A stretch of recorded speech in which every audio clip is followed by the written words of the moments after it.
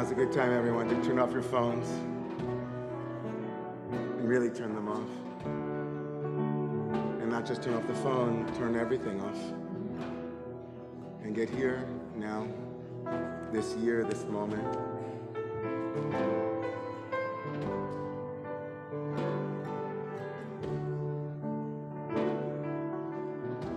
It is customary, as many of you are wearing talitot, to wear a prayer shawl.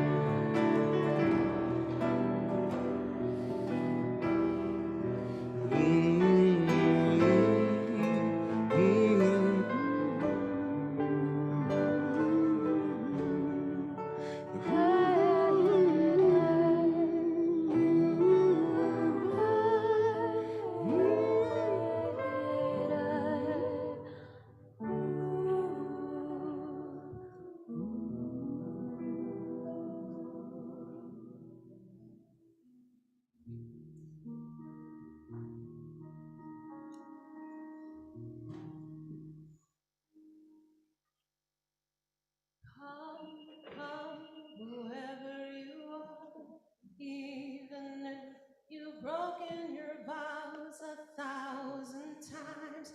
Come, come again.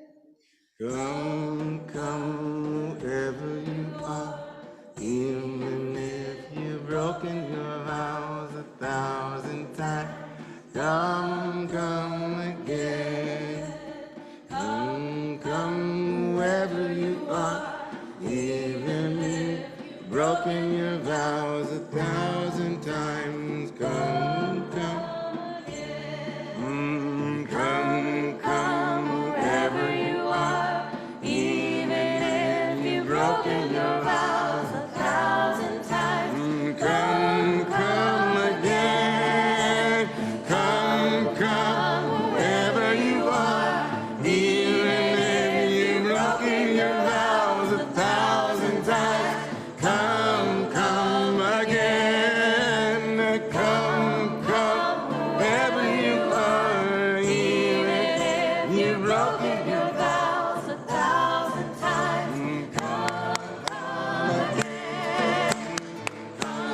Come, whoever you are, even if you've broken your vows 1,000 times. Come again. Come, whoever you are, even if you've broken your vows 1,000 times. Come again. Come, wherever you are, even if you've broken your vows 1,000 times.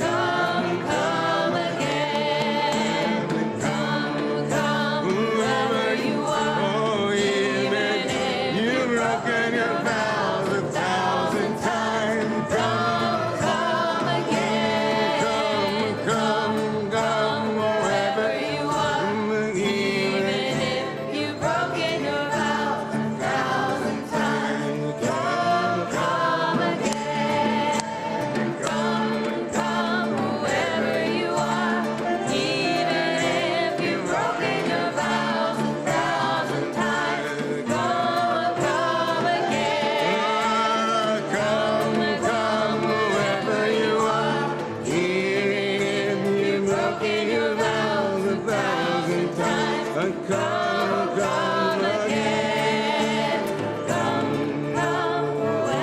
you are, even if you've broken your vows 1,000 times. Come again.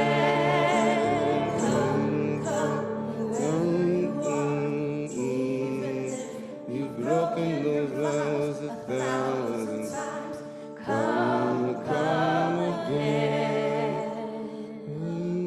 Come again. Even if you've broken those vows 1,000 times. Come again.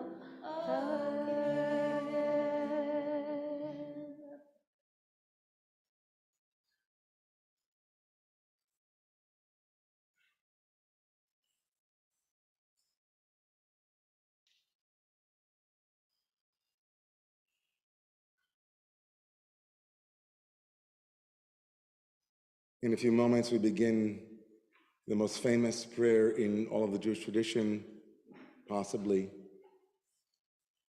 A prayer that is not even a prayer. Legal writing in the form of Hatarat Nidarim or Hafarat Nidarim, a custom that began with the common people who would come to synagogue on the Day of Atonement, on the Day of Forgiveness, and worried that they had perchance forgotten that they had made vows, and knowing how serious a promise is in the Jewish tradition, they gathered in little circles and began to do this rite called Kol Nidre. Any promise or oath, any other verbal statement that put me on the hook, that made a commitment, that created a universe of expectation. Let it be annulled, let it be as if it hadn't happened. Kulhon icharatna bahon. In all of them, I have charata, I have regret. Icharatna bahon.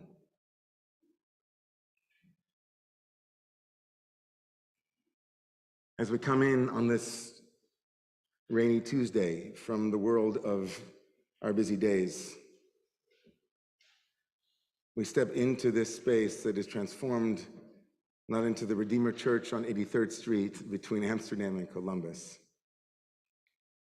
but into the hearth of our ancestors, into their warmth, into their words, into their world.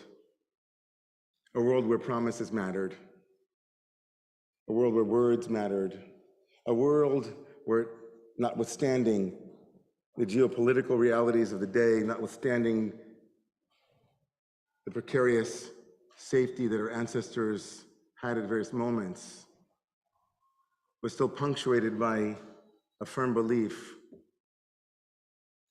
that human beings are promising beings. We make promises, we have hopes, we have dreams. And amidst all of the things, the chaos, the confusion, the challenges of the last 2 years plus, I'm sure many of you also still have made promises and will make promises too. And so we begin the holiest day of the Jewish calendar, not with a prayer to God, but with a reminder to ourselves that promises matter, that the words in your heart and mind at this moment matter, that you leave a roshem, that each of us leaves a residue in our lives. That no matter how many numbers we put up on a wall and no matter how many figures we contemplate, each and every one of us is irreducibly unique and irreducibly, remarkably important. And when you're important, what you say matters.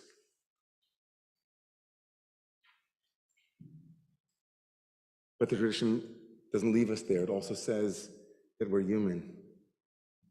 Of course, we're going to make promises. Promiso ergo sum, we promise, therefore we are. But because we're human, we will also fall short. And so along comes Kol Nidre, a legal text that was started by the folk. And when the rabbi said, no, we can't do it, we're praying in the synagogue, what's this legal stuff in the beginning of Kol Nidre? The people said, no, you can't, Rabbi, do away with it. Remarkable, right? Rabbis that sometimes can't lead, or against whom people say, you know what, Rabbi, that's not a good idea, we're going to stick with it. And so this prayer, with its absolutely timeless music, is a reminder of the simple hopes and prayers, the dreams, the promises that each and every one of you and each and every one of our ancestors brought with them to synagogues around the world on this most solemn and holy evening. In homage to our capacity to change our world, to change our hearts, to change even the rabbi's minds,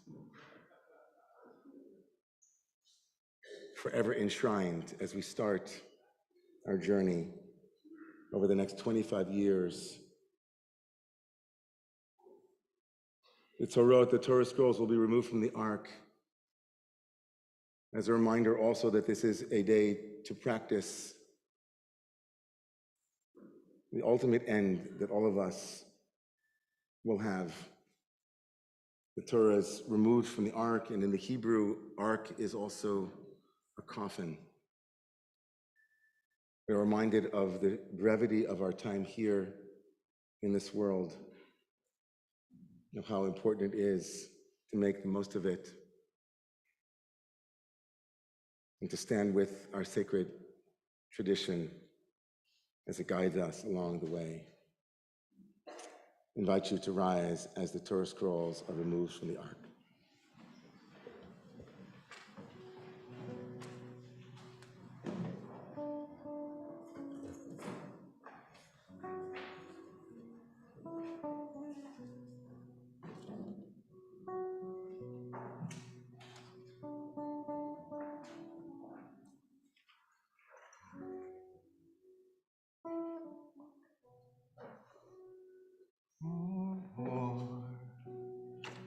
Zarua latzadi ule yishrei le simcha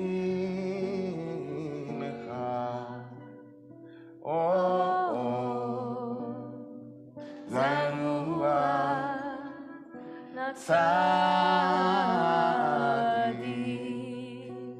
ule yishrei le simcha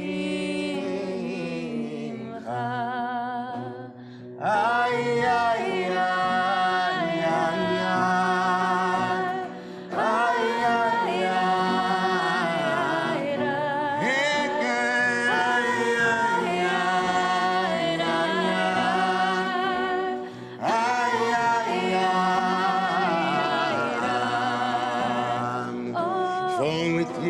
source of life, for with you the source of life, for with you the source of, in your light we see light, for with you the source of life, for with you the source of life, for with you the source, in your light we see light,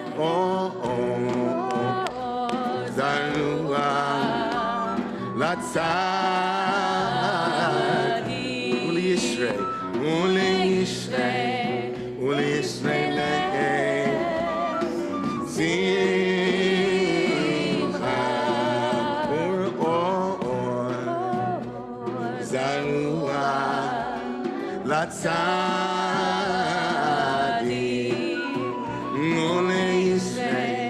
Uli Yishrei le'eh, Simcha.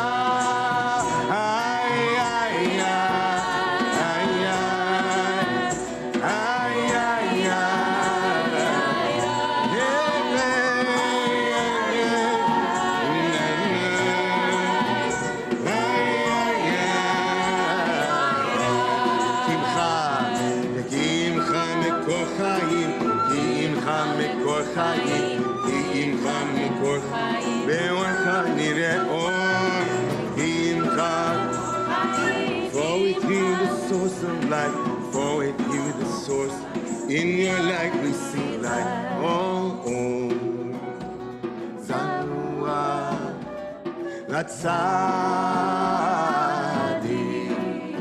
Uli Yishrei le'eh,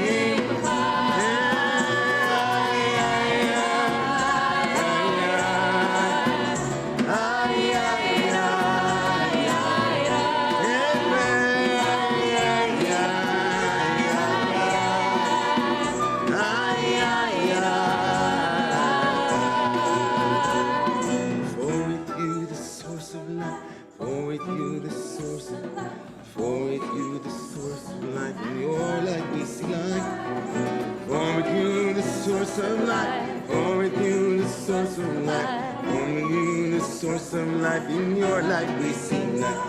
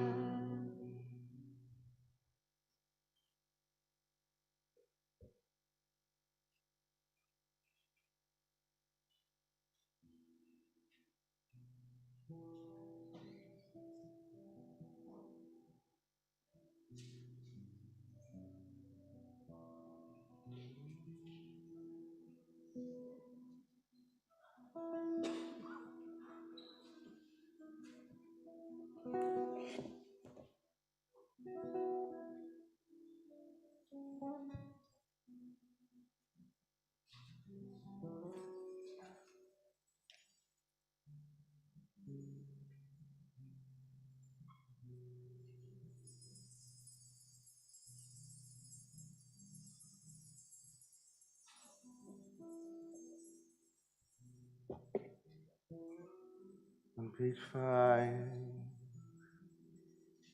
With the authority of the divine court on high, and with the authority of the earthly court below, with agreement by God and this holy congregation, we permit all to pray with those who have sinned.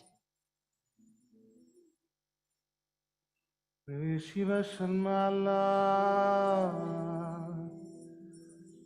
Shiva Shalmata, Alda Sakava, Yaldas Hamakom, Anumatirin, Lispalen, Imavaryanin, Yeshiva Shalmala, Yeshiva Shalmata, Aldas Hamakom, Aldas Hakahal, Anmatirin, Ispalel Imavayonim, Yeshiva Shalmala, Yeshiva Shalmata, Aldas Hamakom, Aldas Hakahal, Anumatinin, Ispalel Imavayonim.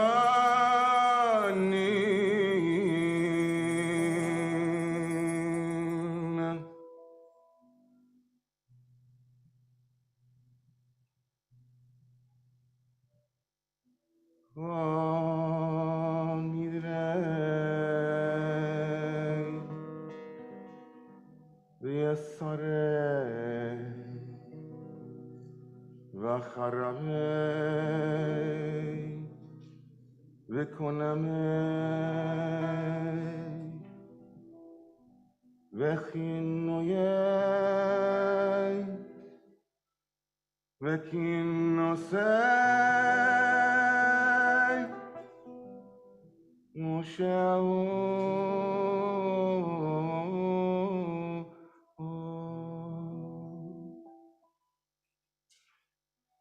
دین دارنا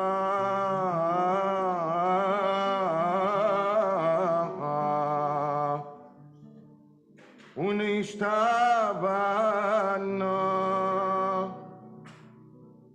ونآخرین نام أنام يسرنا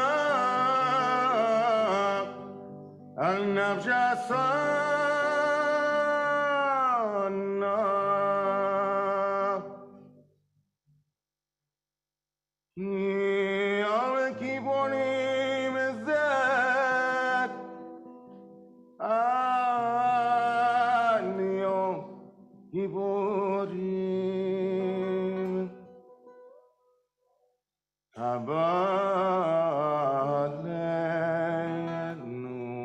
هبالنوم أما نتاب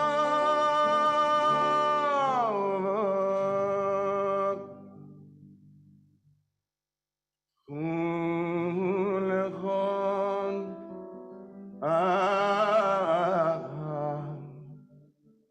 خرجنا بهن كلها أنهن شارا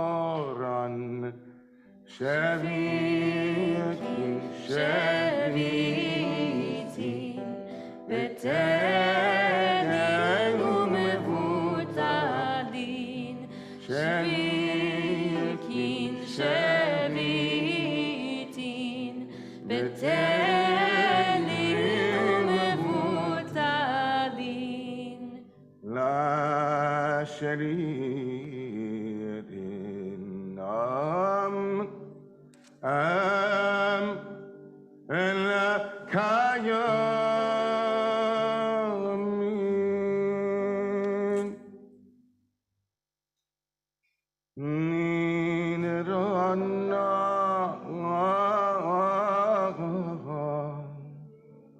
لا ندري ميسارنا لا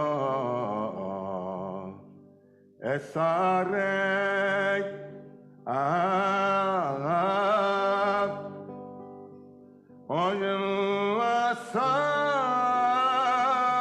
أجواسنا لا شواس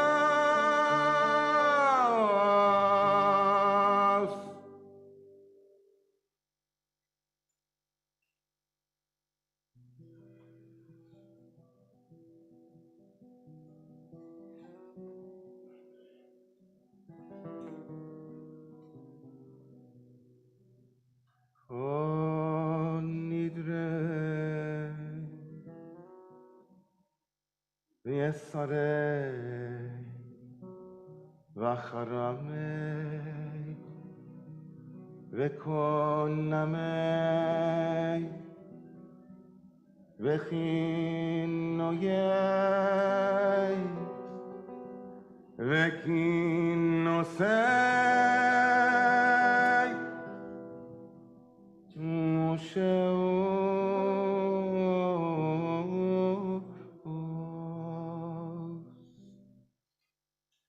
دين دارنا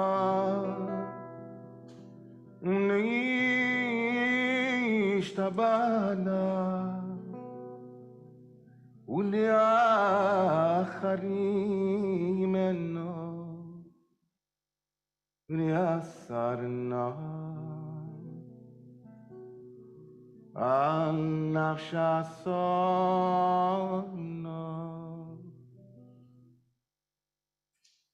מיום כיפורים זה עד יום כיפורים הבא עלינו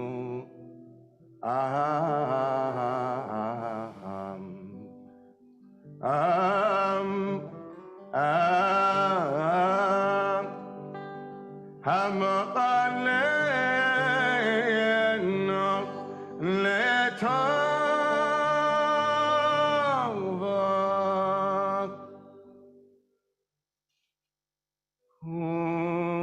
ולהון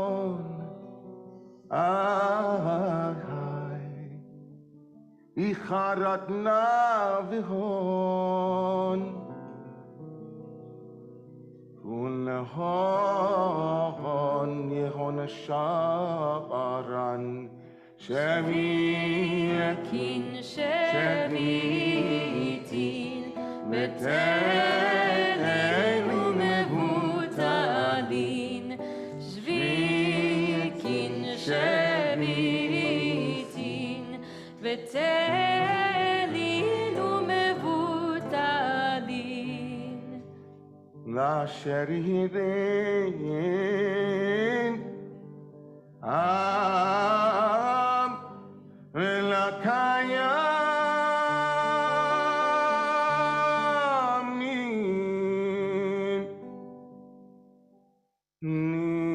נדרנה לא נדרה ויסרנה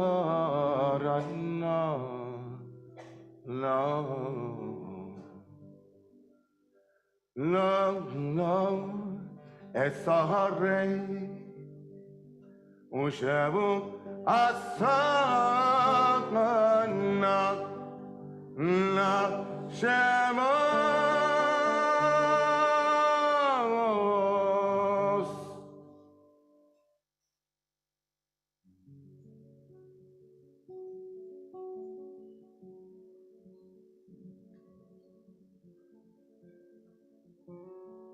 Kol Nidre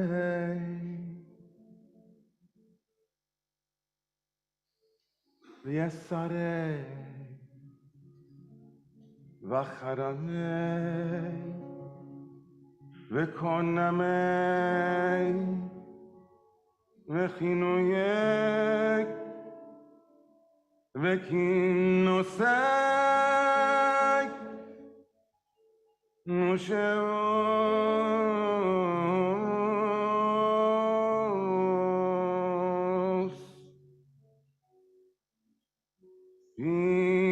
Inedalena Amam Unishtabana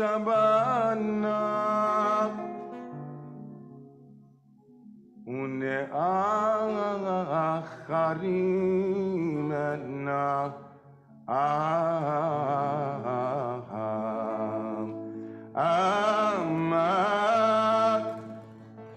Alenafsh asona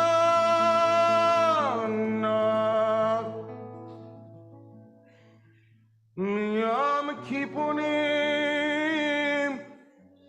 hazeh ad yom kippurim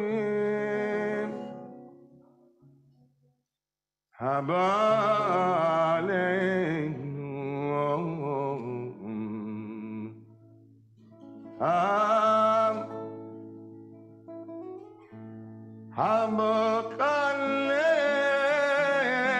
המקלנו לטובה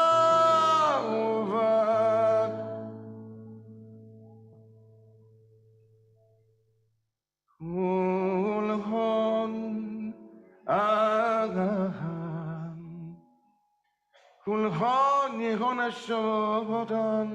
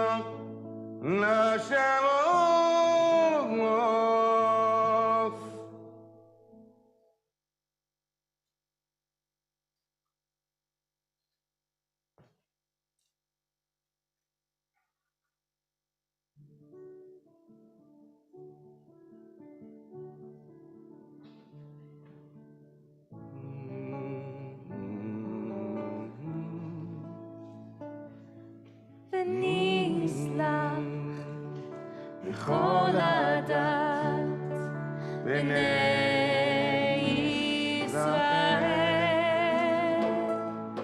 V'nagel Hagar B'tocha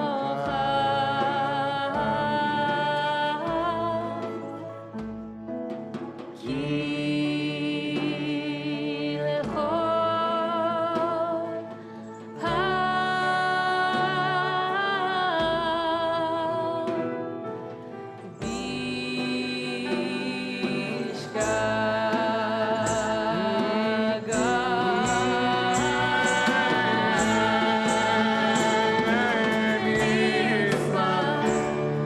Lechol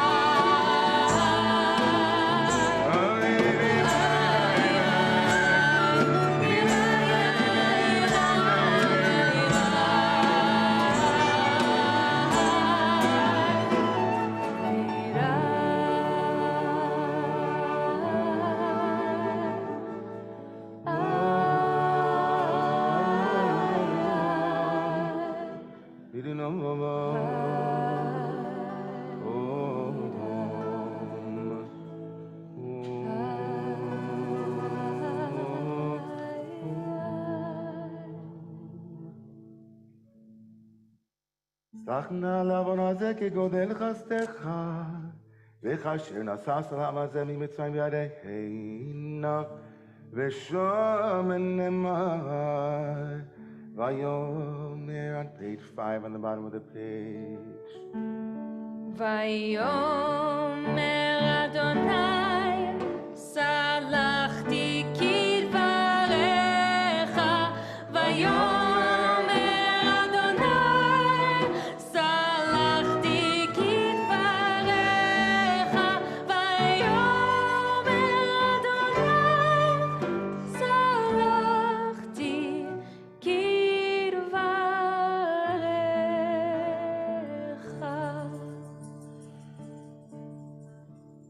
On the bottom of page 5, as I remind us all every year, the most important blessing of the year, Shechayanu on Yom Kippur night. Baruch atah Adonai Eloheinu melech haolam. Shechayanu v'kimanu v'higianu l'zman hazeh. Baruch atah Adonai Eloheinu melech haolam, שהחיינו וקיימנו והגיענו לזמן הזה.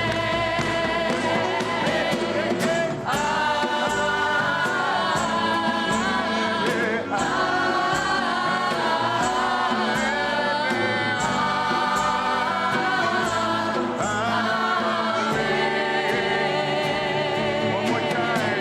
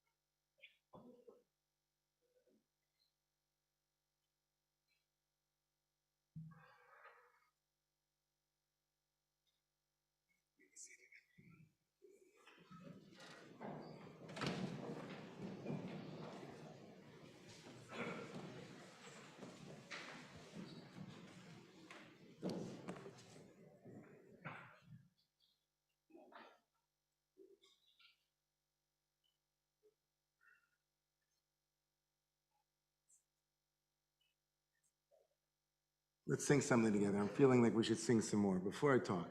It's like, let's sing some more. Yeah, you want to sing some more? It feels so good, right? Just to sing together, right? Let's sing some more.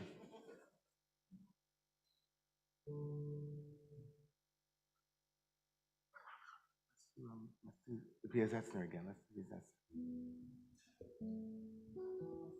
It's also good to like, this is going to be our soundtrack. All these different, for the next 25 hours, we're gonna sing until something opens. That's our deal, right? Sing until something opens. In here, somewhere. Let's sing it.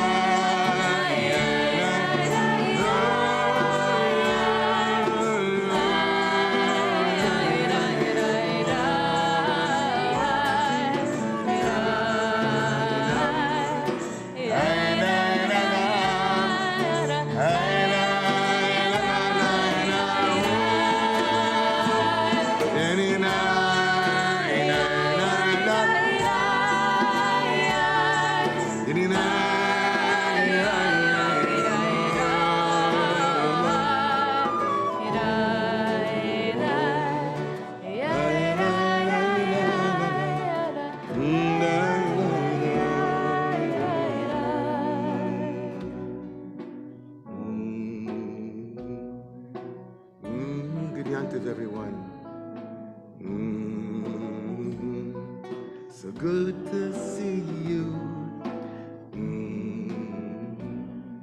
So beautiful to hear voices, to hear harmonies. You know, Yom Kippur in our tradition is also a celebration, confidence, that together we can open heaven and maybe open something a little bit closer. Feels good to sing together, and so each voice is welcome, each harmony is welcome, each person, each religion, each creed, each ethnicity, each sexual preference, each gender, each and every human, welcome to sing, to lift up.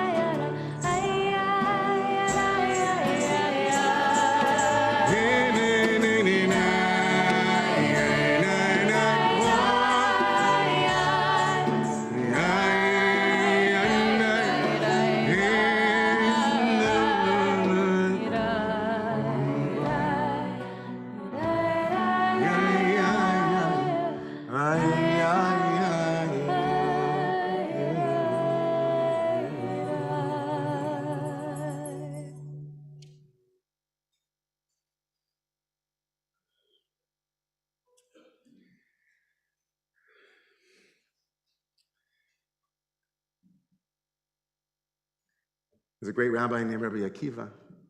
Some of you heard of Rabbi Akiva. Louder? I can't hear you. Yeah. Me louder or you louder? Me louder, okay.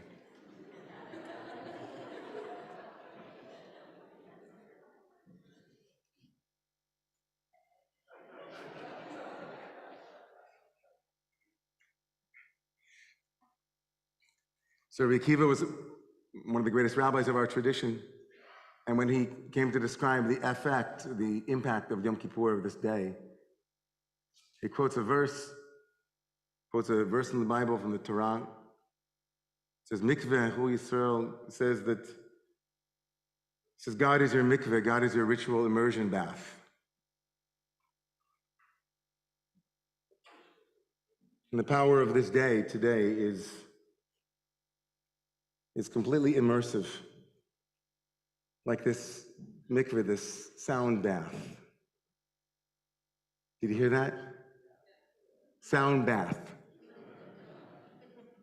Just checking.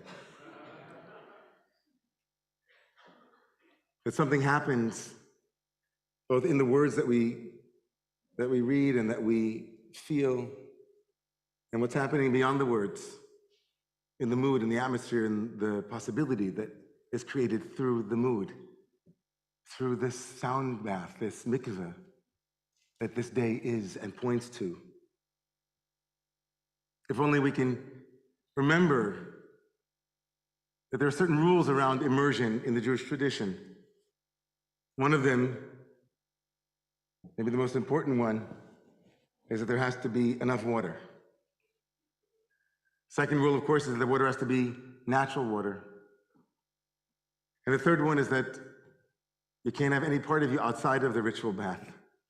Otherwise, it doesn't work. It's hard because everything pulls us out of this immersive sound bath that is aiming for one purpose, which is to open our hearts, to give us clarity, to invite us into grief and into possibility. At any given moment in this mikveh, one foot will be back in the world of tomorrow. Maybe your hand will be in the world of outside. At any given moment in this immersive experience, which, trust me, I've thought many times how we could have enough beds in a place that we could all sleep in the same, to be immersed, all of us, every single part in a place of possibility, to be single-focused and pointed, to maximize this time. How hard it can feel to remember, but it was just yesterday that this wasn't possible. It was just yesterday. And we thought, when will we ever be able to hear one another's voices again without the lag time and the delay of, then, oh, no. And it's happening. Did you notice? Watch, it's not lag time, watch. 9, 9, 9, 9, 9. Look at that. No. Harmonies. Sounds crazy. Mind-boggling. Immersive. Letting ourselves rest in this. Giving ourselves permission. Every year I come to the high holidays, and in particular to this night, I can feel my neshama, my soul, saying,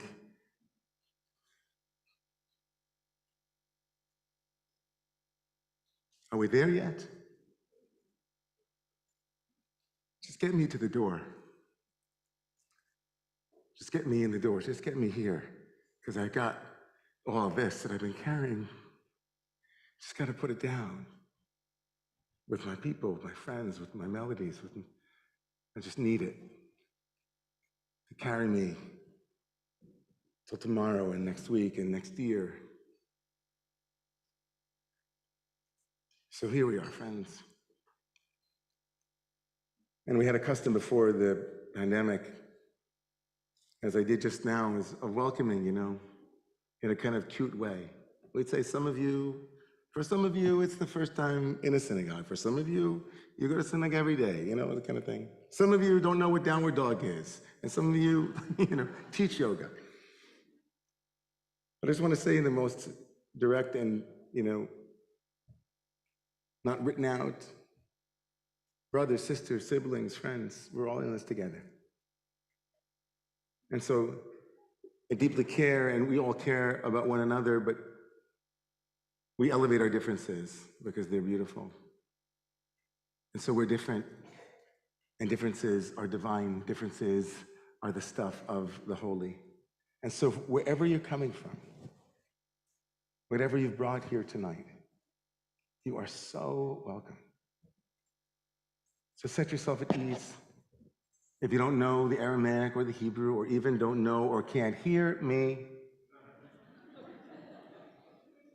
it's all good. Don't let theology or language or rabbis or anything get in the way of a good prayer experience. It's your time. Let's rise for the Baruch Hu on page 9.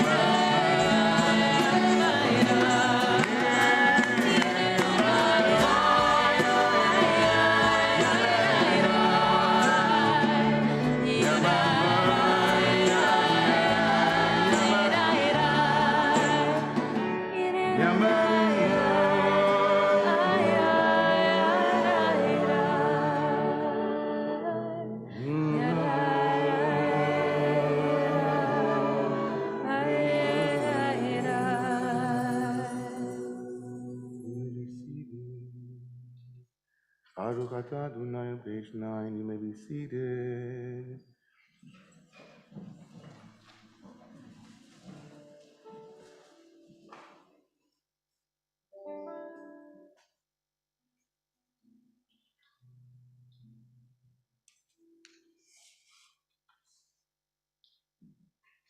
אל חי וקיים, תמיד ימלוך עלינו לעולם ועד. ברוך אתה אדוני, ברוך הוא וברוך שמו.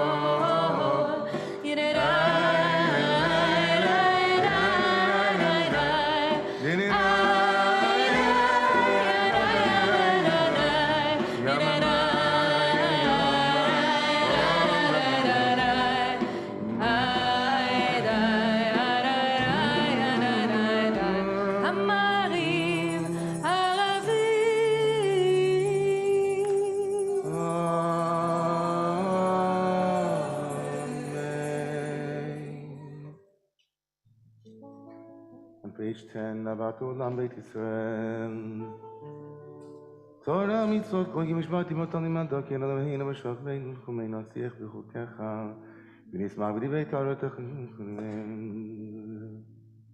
יום חיינו אורך ימינו ובהם נגע יומם ולילה ואהבתך אל תסיר ממנו לעולמים. ברוך אתה אדוני, ברוך הוא וברוך שמו.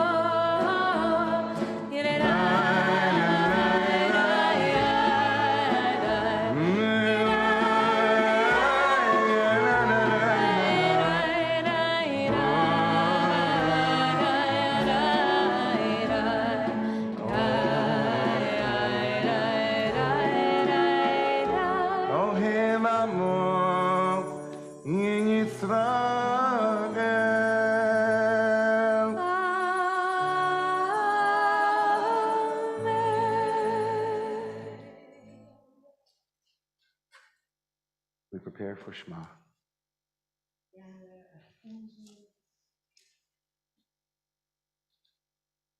This time we'll say the Baruch Shem Kavod out loud.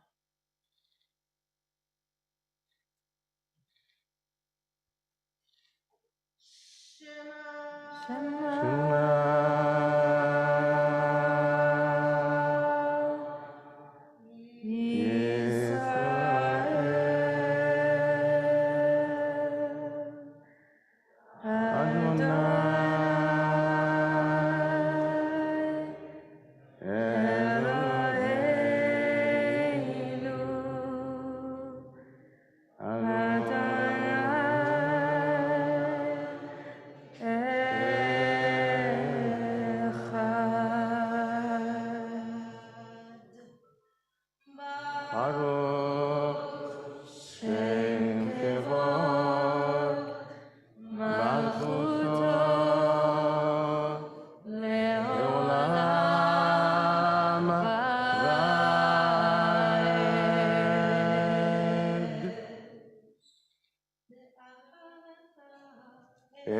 Adonai Elohecha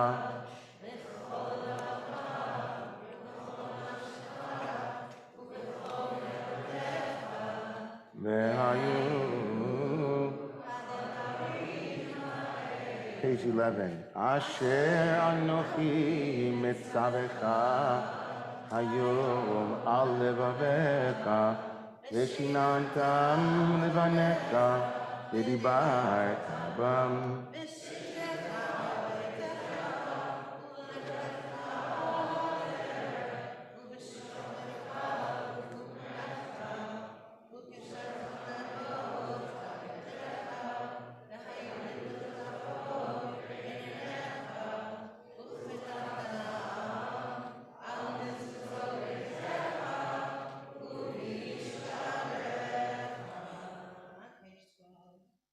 Vayam Shalom, second paragraph of the Shema, page 12. אשר אנוכי מצווה אתכם היום לאהבת מלך בכל יעשת דגנך ותירשך ויצרך ונתתי יעשה בשדך ובדברך ובצוות שאמרו לכם פן יפתה לבבכם ופתם.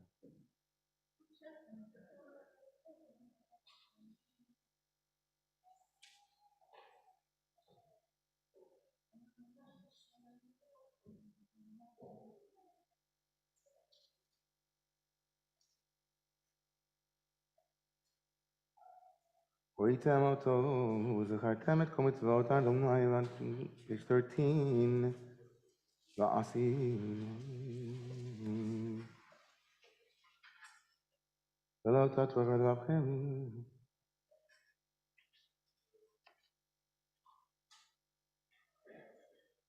אני אדוני לכם אשר הוצאתי אתכם מארץ מצרים לעשות לכם לאלוהים. אדוני אלוהיכם אמת.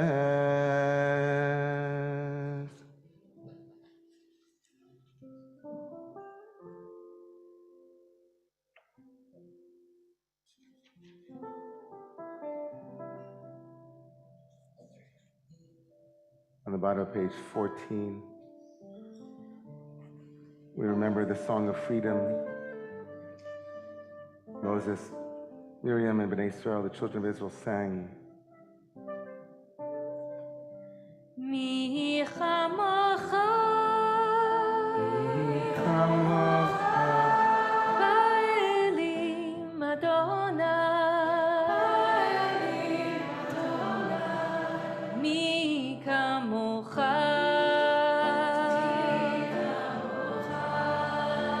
neder b'kodesh,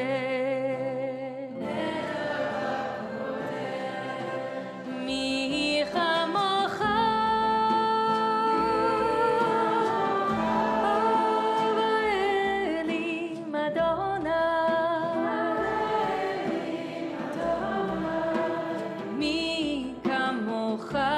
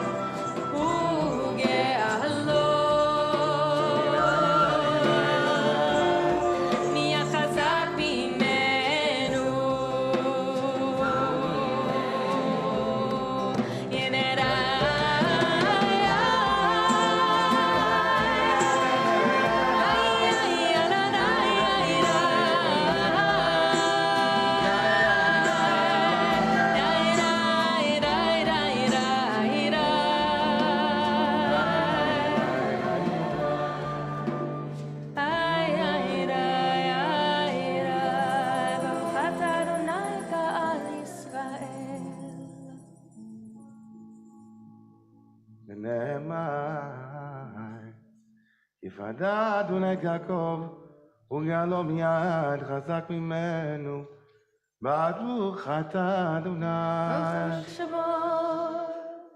גואל ישראל.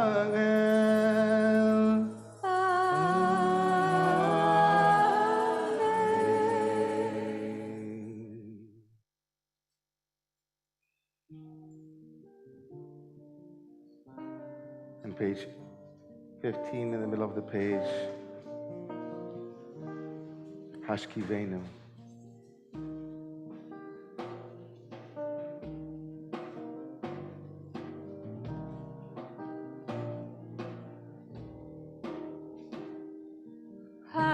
השכיבנו אדוני אלוהינו לשלום,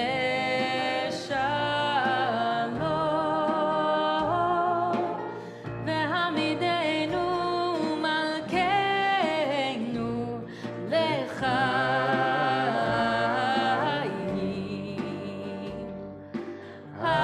השכיבנו אדוני אלוהינו לשלום,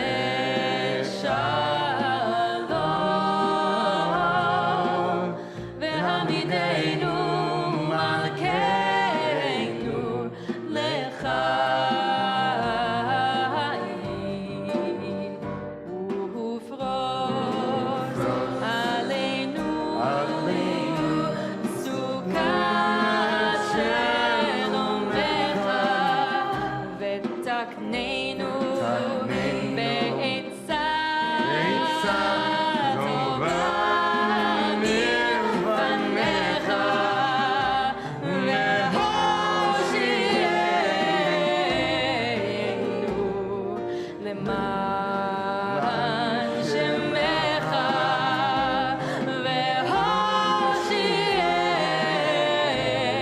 והושיענו למען שמך. ופרוס עלינו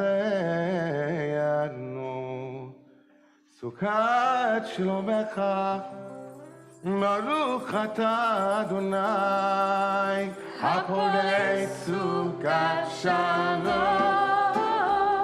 עלינו ועלינו ועל כל ישראל ועל כל יושבי תבל דנינה לילה לילה ועל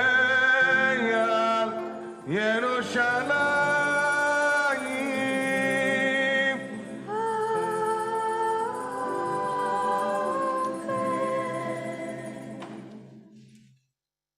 Please rise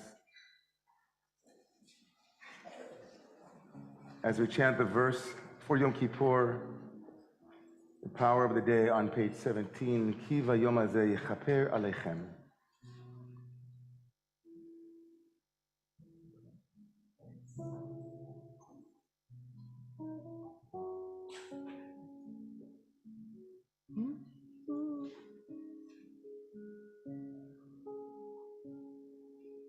Ki vayom hazeh yechaper aleichem, letacher etchem mikol chatotichem, v'ifnei Adonai itchalo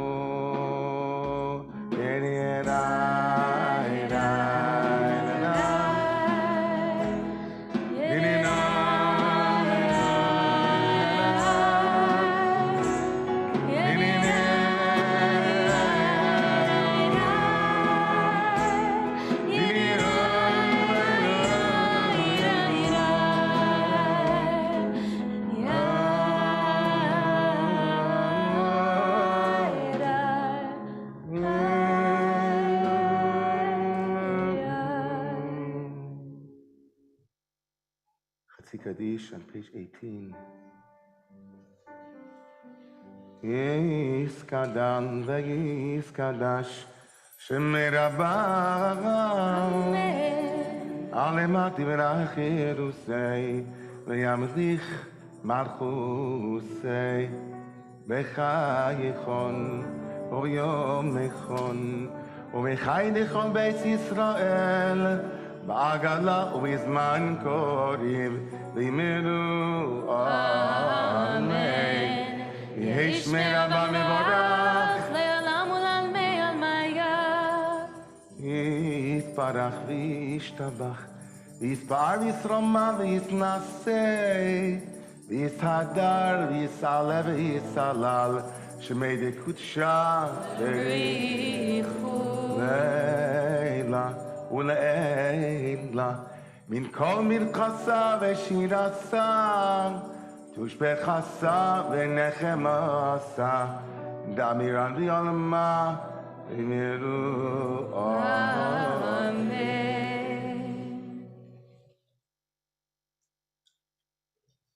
Silent Amidah begins on page 31 and ends on page 49.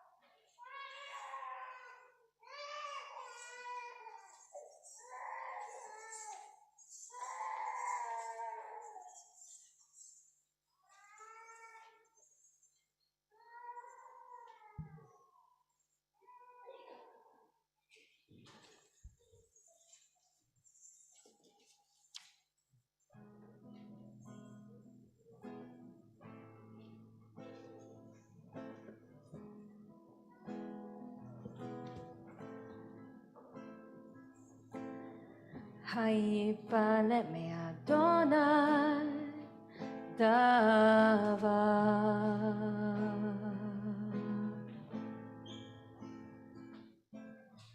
היפלא מאדוני דבר.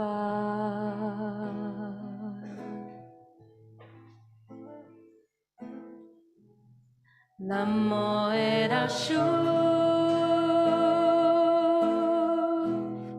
אליך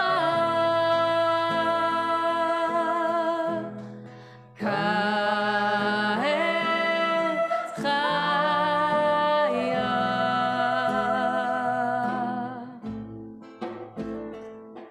ולשרה בן ולאמי בת ולי חיים עוד יום. לה לה לה לה לה לה לה לה לה לה לה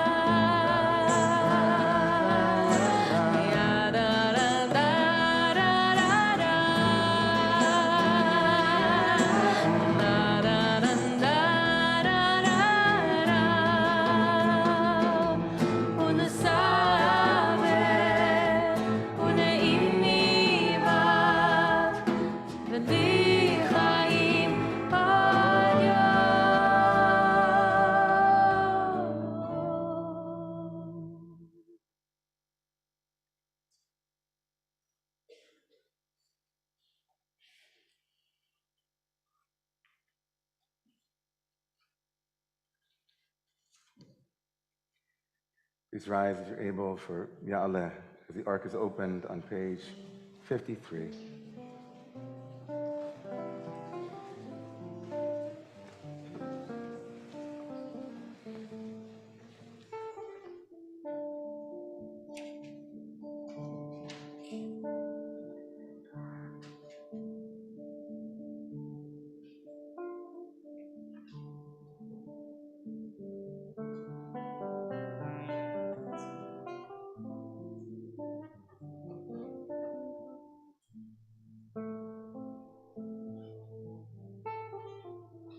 יעלה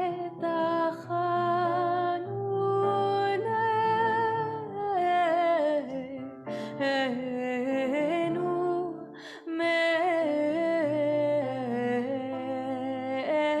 מערב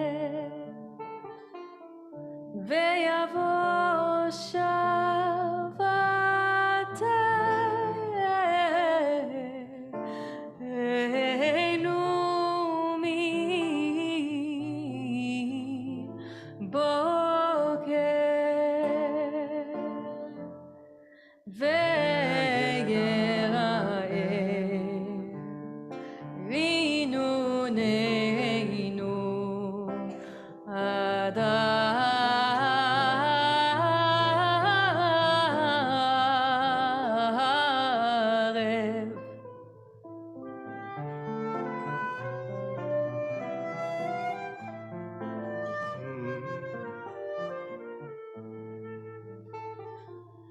יעלה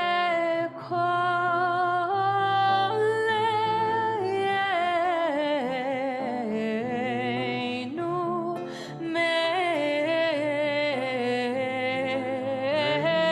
מערב ויבוא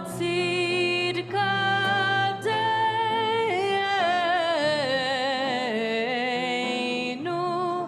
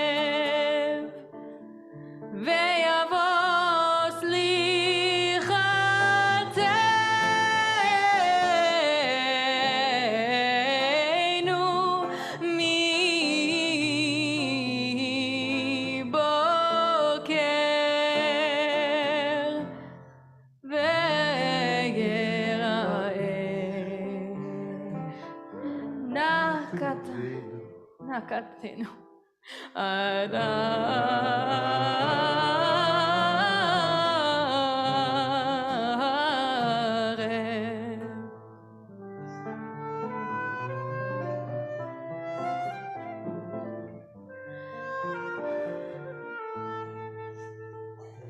יעלה מנוסינו מערב ויבוא למענו מבוקר ויראה כיפורינו עד ערב יעלה אישנו ויבוא תורנו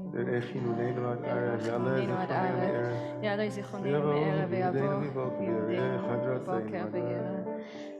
הדלתנו עד ערב יראה בקשתנו עד ערב יראה.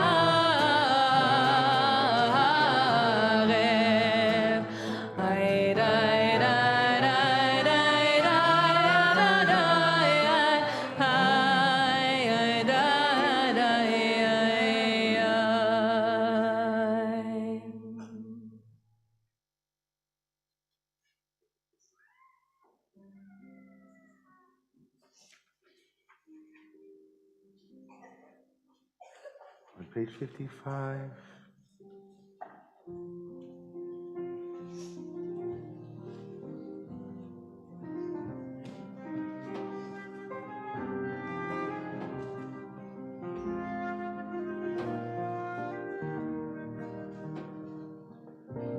הנה כחומר וידע יוצר ירצו מרחיב ומרצו מקצר כן אנחנו בידך חסד נוצר לברית האבל ועטף אל היצר כי הנך אבן ביד המסתת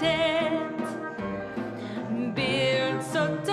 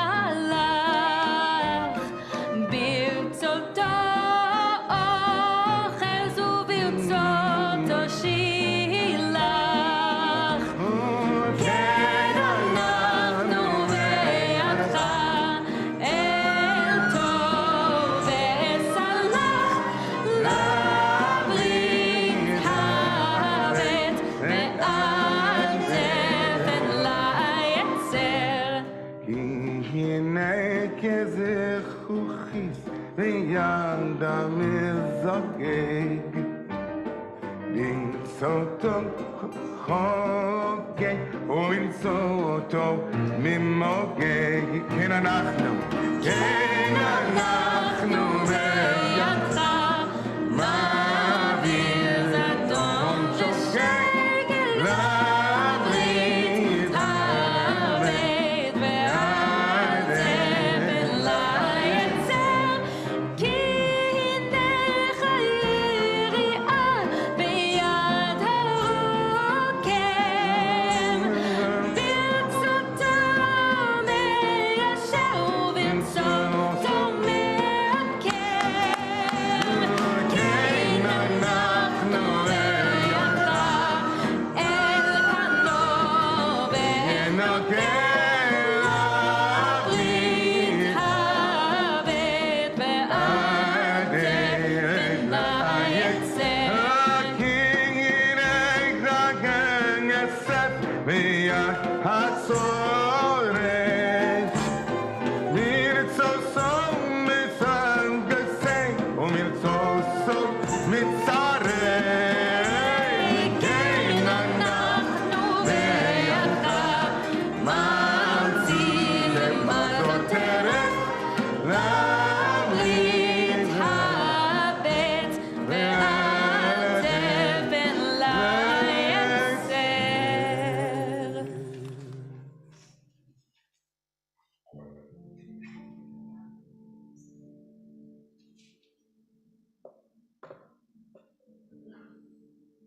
On page 56. אלוהי סלנו מה 13 זכר לנו היום בלי 13 יונד לנו בקנה כמו שכוסרי הרי לנביא הנביא צאתי במושם ויקרא בשם אדוני ועבור אדוני על פניו ויקרא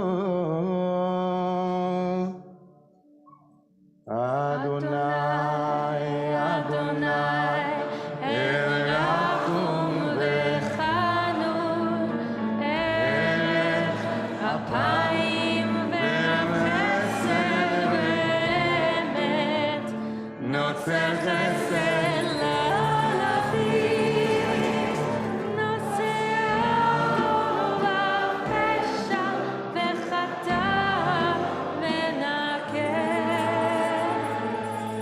אדוני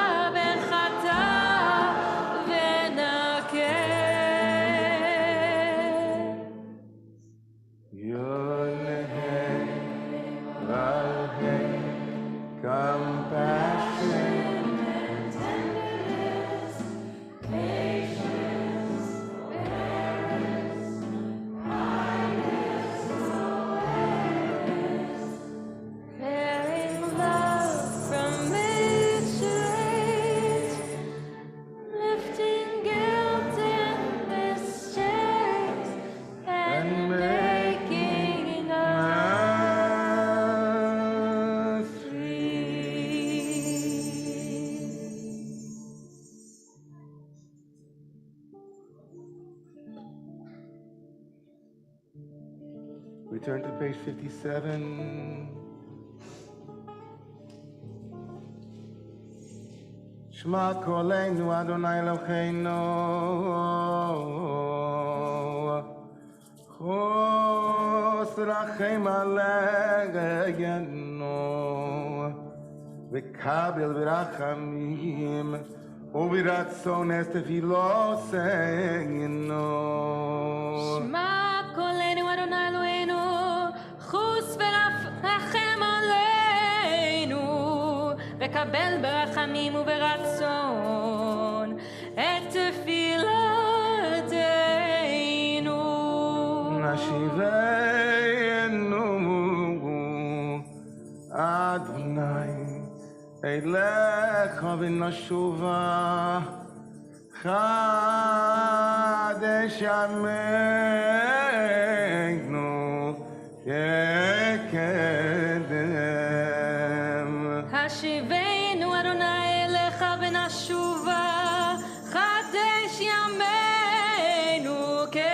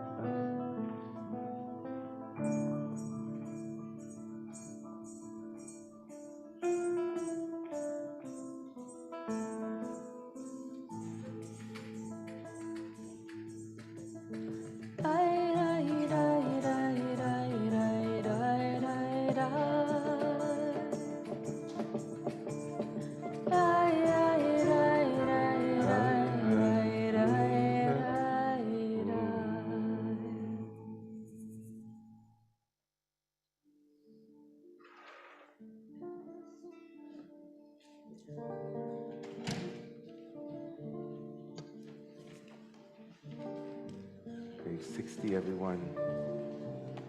Eloheinu, Eloi Avotenu Imotenu, Slach Lanu, Mechalavanu, Gaper Lanu,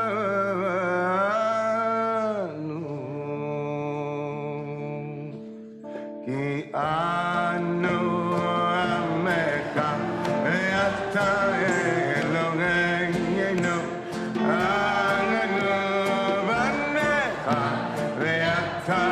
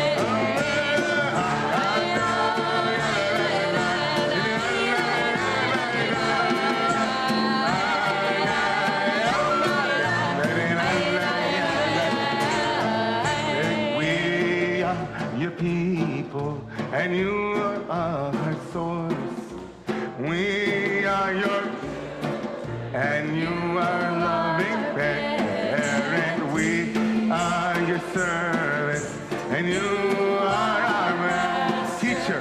We are your congregation, and you are our leader. We are yours, and you are our trust, and we are yours, and you are our children. We are yours, and you are our love. Oh, we are your name, and you we are your faithful, and you are our beloved.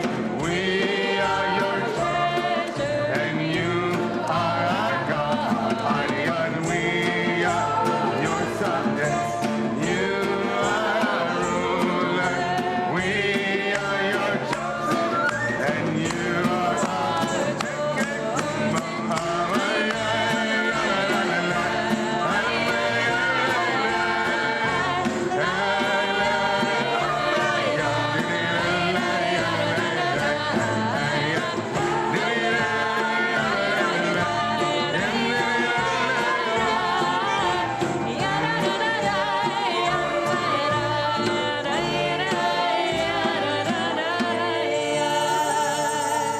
אנו עזי פנים יתה רחום וחנון, אנו כשר עורב יתה ערך הבאים, אנו מלאי עוון ואתה מלאי רחמים, אנו ימנו כצל עובר ואתה ראש נושאך לא יתמו. איי לה לה לה יא לה לה לה לה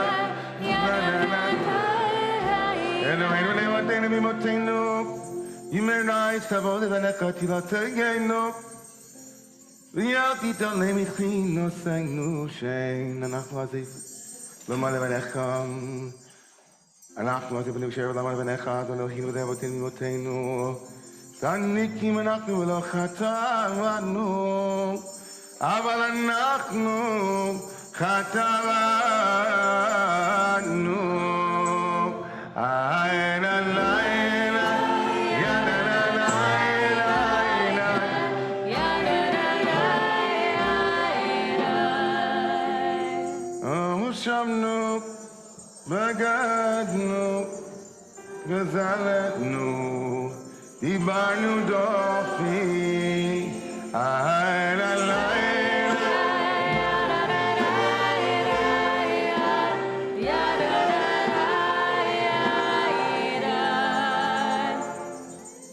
הבינו והרשענו, זדנו, חמסנו, טפלנו שקר, אמביה,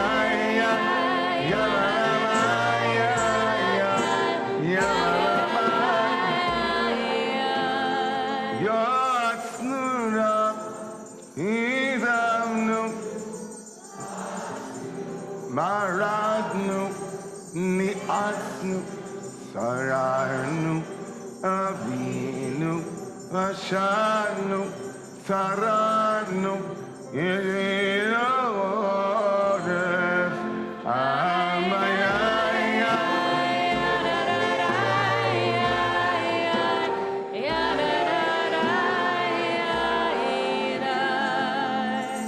ראשנו, שכחנו, תיארנו, טעינו, תיתנו.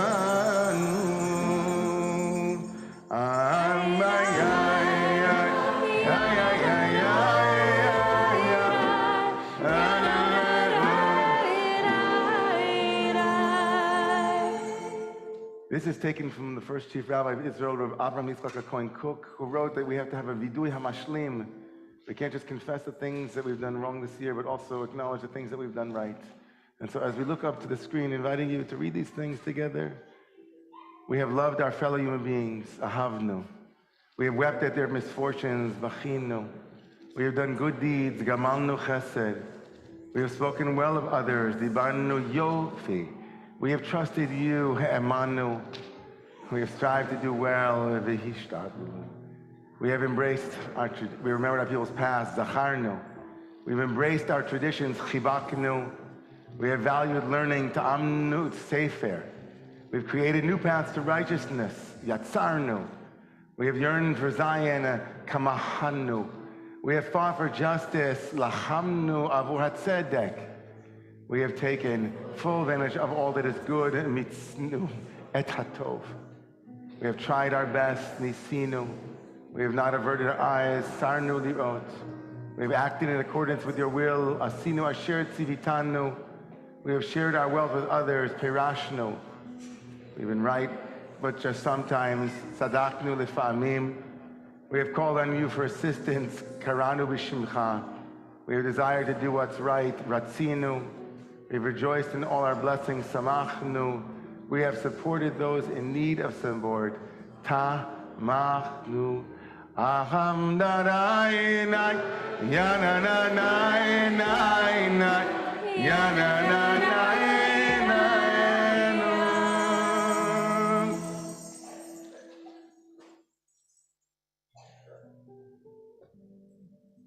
Continue on page 65 with the Al-Chetz. Al-Chetz shechatanu lefanecha be'ones v'ratzon, Al-Chetz shechatanu be'necha b'salev.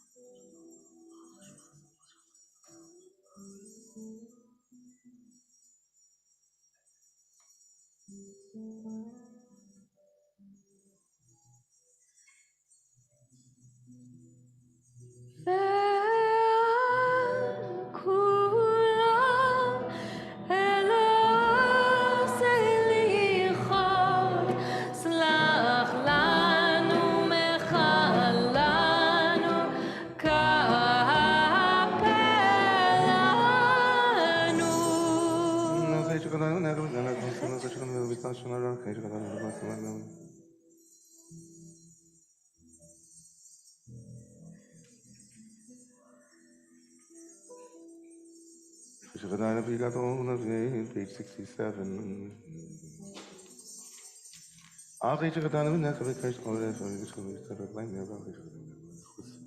חילוט על חי שחטאנו ונלך בשבועת שווא, על חי שחטאנו בשנאת חינם, חי שחטאנו ונלך בתשומת יד, על חי שחטאנו ונלך בתימהון לבב.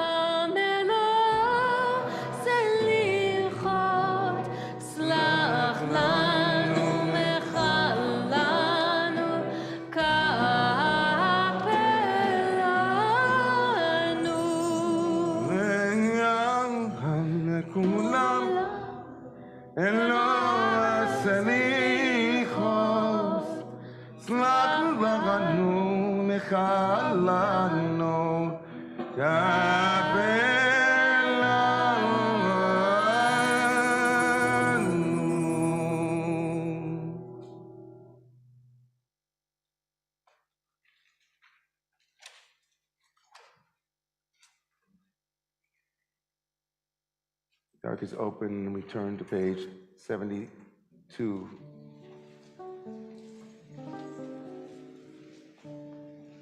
ועכשיו ישמע לתפילתנו ולמלכנו לשוכתנו לפניך ולמלכנו לנו מלך אלא אתה אבינו מלכנו סלמך למען שמך חדש עלינו שנה טובה ולמלכנו loving parent בטל ממנו לכל גזרות קשור ולמלכנו בטל מחשבות שונאינו אבינו מלכנו הפר עצי סויבינו ולמלכנו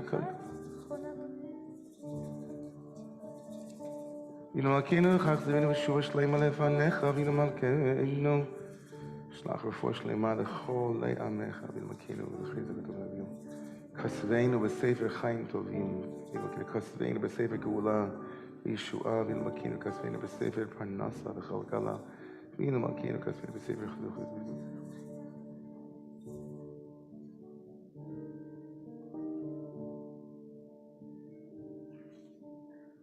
אבינו מלכנו חמול עלינו ויעול עלינו ויטפנו אבינו מלכנו עשה למען הרוגים על קני פשעים אבינו מלכנו עשה למען באי ובאש ובמים על קידוש שמך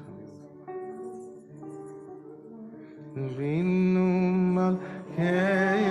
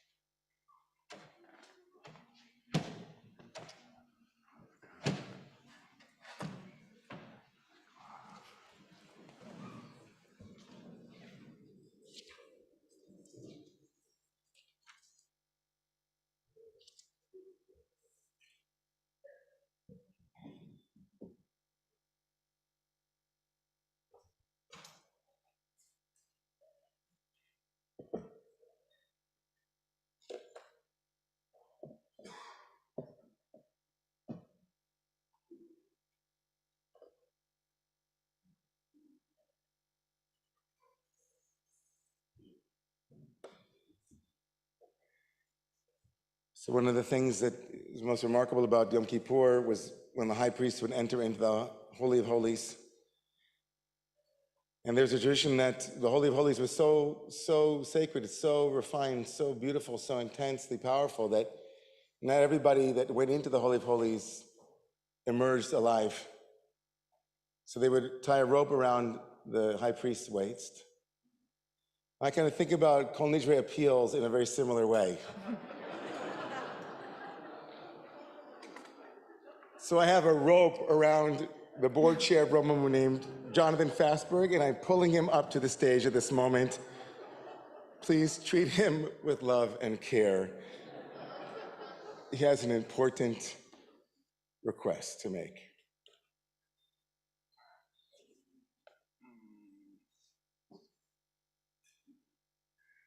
Okay, what a difference a year makes.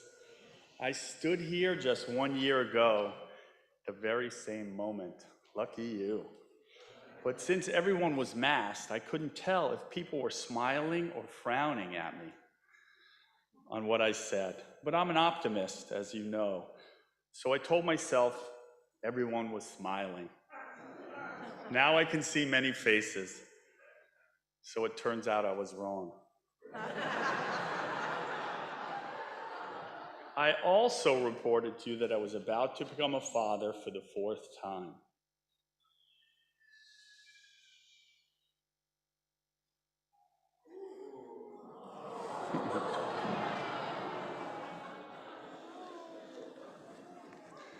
And so, you get all the smiles. That's a guy. Okay. Oh, wow. Hi.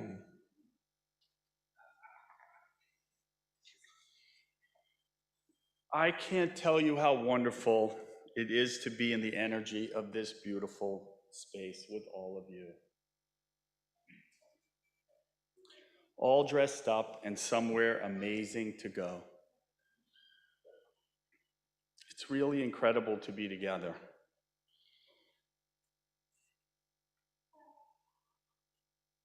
And if you can't be here in person because you live too far away or for health reason, isn't it incredible to be on Zoom and sending love to all you guys?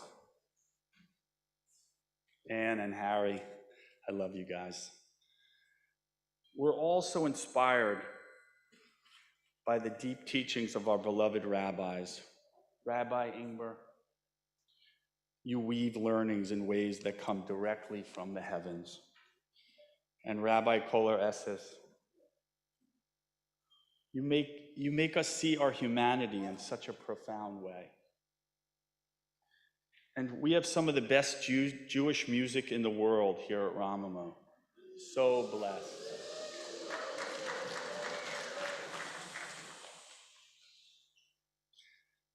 Like with my false assumptions on smiles, I am often too optimistic.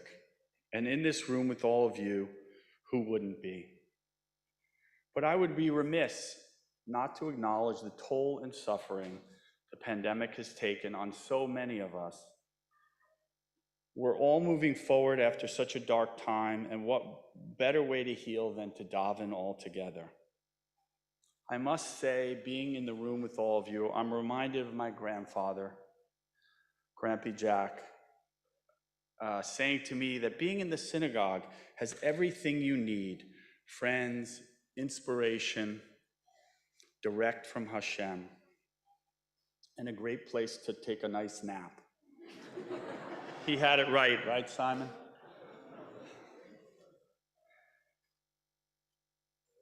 But there's even more we get at Romemu. We live and celebrate lives together. We learn and we grow. We mourn and we cry. Sometimes we argue. Always we try to heal. They say if you introduce a couple who gets married, you get to go straight to heaven. I was wondering how many people have met at Romemu. So because they had nothing else to do today this morning, I asked Ariel and Jeff to count. So these are the numbers. They say we've celebrated over 60 weddings, and at least half met through Romemu, including Ariel and Jeff, but not each other.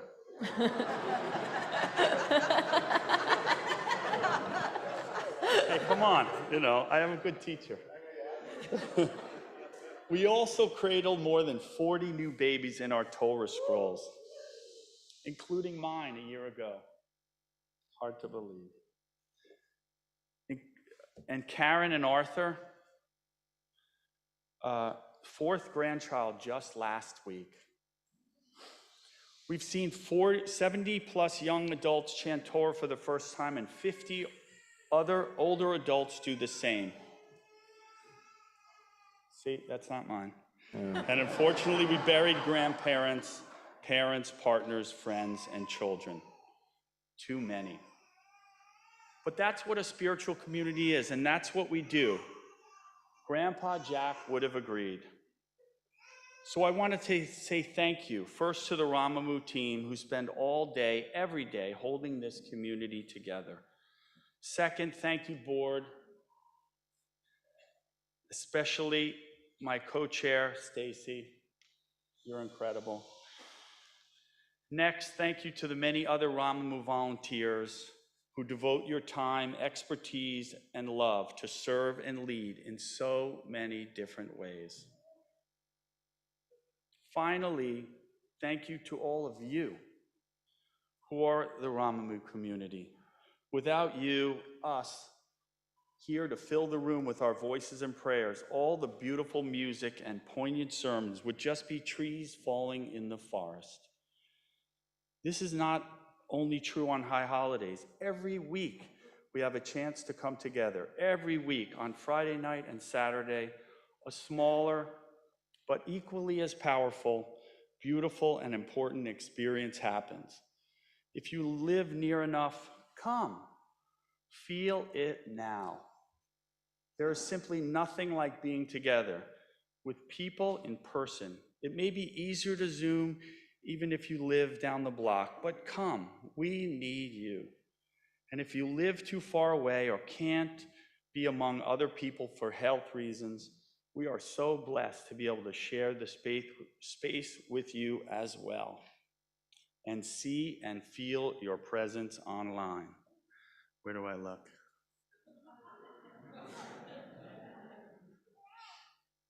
It matters a lot that you're here and participating in this community as well. Let's all make a pact to be active participants this year, to be the best of our ability and show up in the way we did before. Lastly, no matter where you are, join me now in making a gift. We are already growing back stronger this year, but it takes more than love to create a thriving community. If you are here in the room, you each got a card.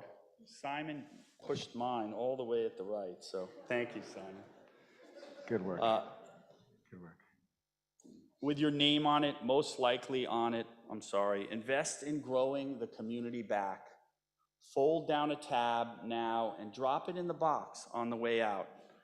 If you're on a Zoom, go to romemu.org after services and make a gift. Thank you all in advance for your generosity. It will make a huge difference as to whether Romemu is just a lonely tree in the forest or whether there is a sacred community surrounding it here to grow. Shana Tova.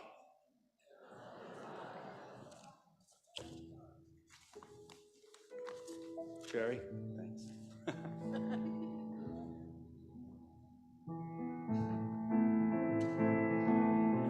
Hayipale me Adonai davar.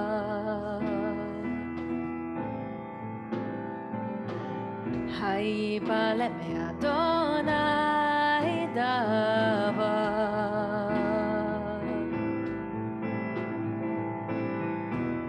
Lamo era shuv elecha.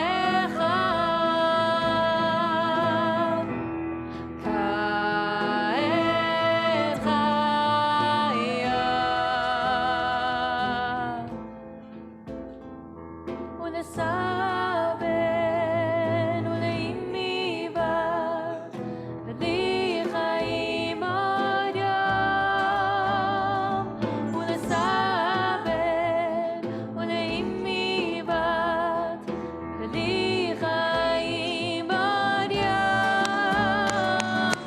לה לה לה לה לה לה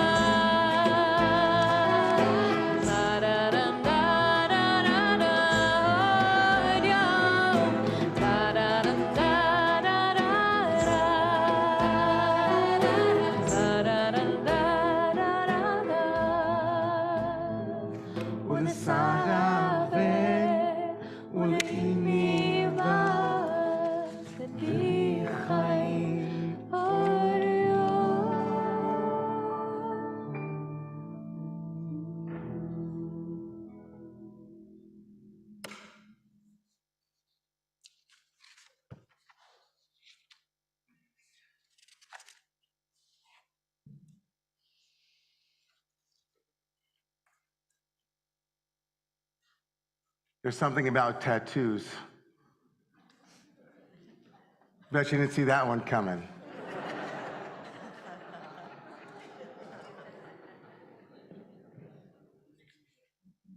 Something about tattoos, whenever you start a conversation or if you look it up on the web, TEDx Talks or TED Talks, or read a book about regret.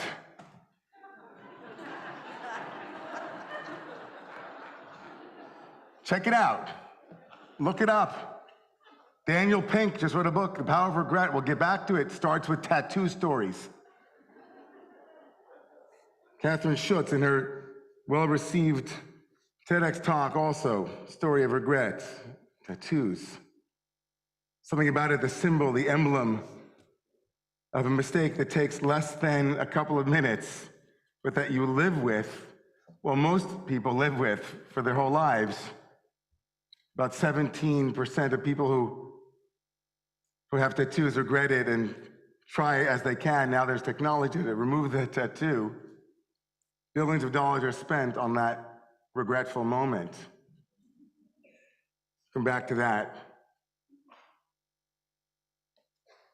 First, a story that has all the elements of Yom Kippur in it, even though you might not see it when you first hear it. And hopefully by the end of our talk, you'll see that this is a perfect Yom Kippur story. It was back in 2008 when we were planning our wedding. And like so many of you, we went shopping for a ketubah, a Jewish marriage contract. After exhaustively looking at many different styles and artists, we settled on a stunningly unique ketubah that had been designed by an artist in Israel. And we said about having it shipped here to New York City. Well, a lot can happen on the way to the wedding day.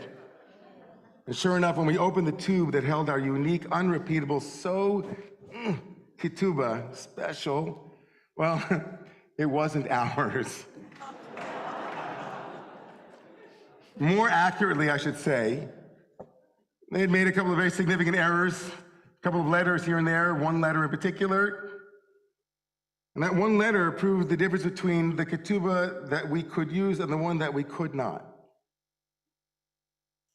It's not a good thing to happen a couple of weeks before your wedding, but luckily, the ketubah was, we spoke with the artist and they had enough time to send us a second one. So we had a second ketubah made, and when it arrived safe and sound, a mere week before our big day, a major crisis had been averted.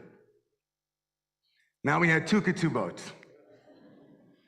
The correct one, the first edition, and then the second one. I'm sorry, the other way. The second one and then the first one. Each one of them was a work of art, absolutely beautiful, and they were only separated by a letter or two. And you don't have to be a hoarder to not want to let go of that beautiful first ketubah. And so we decided that it was just too beautiful to discard, even with all of its blemishes.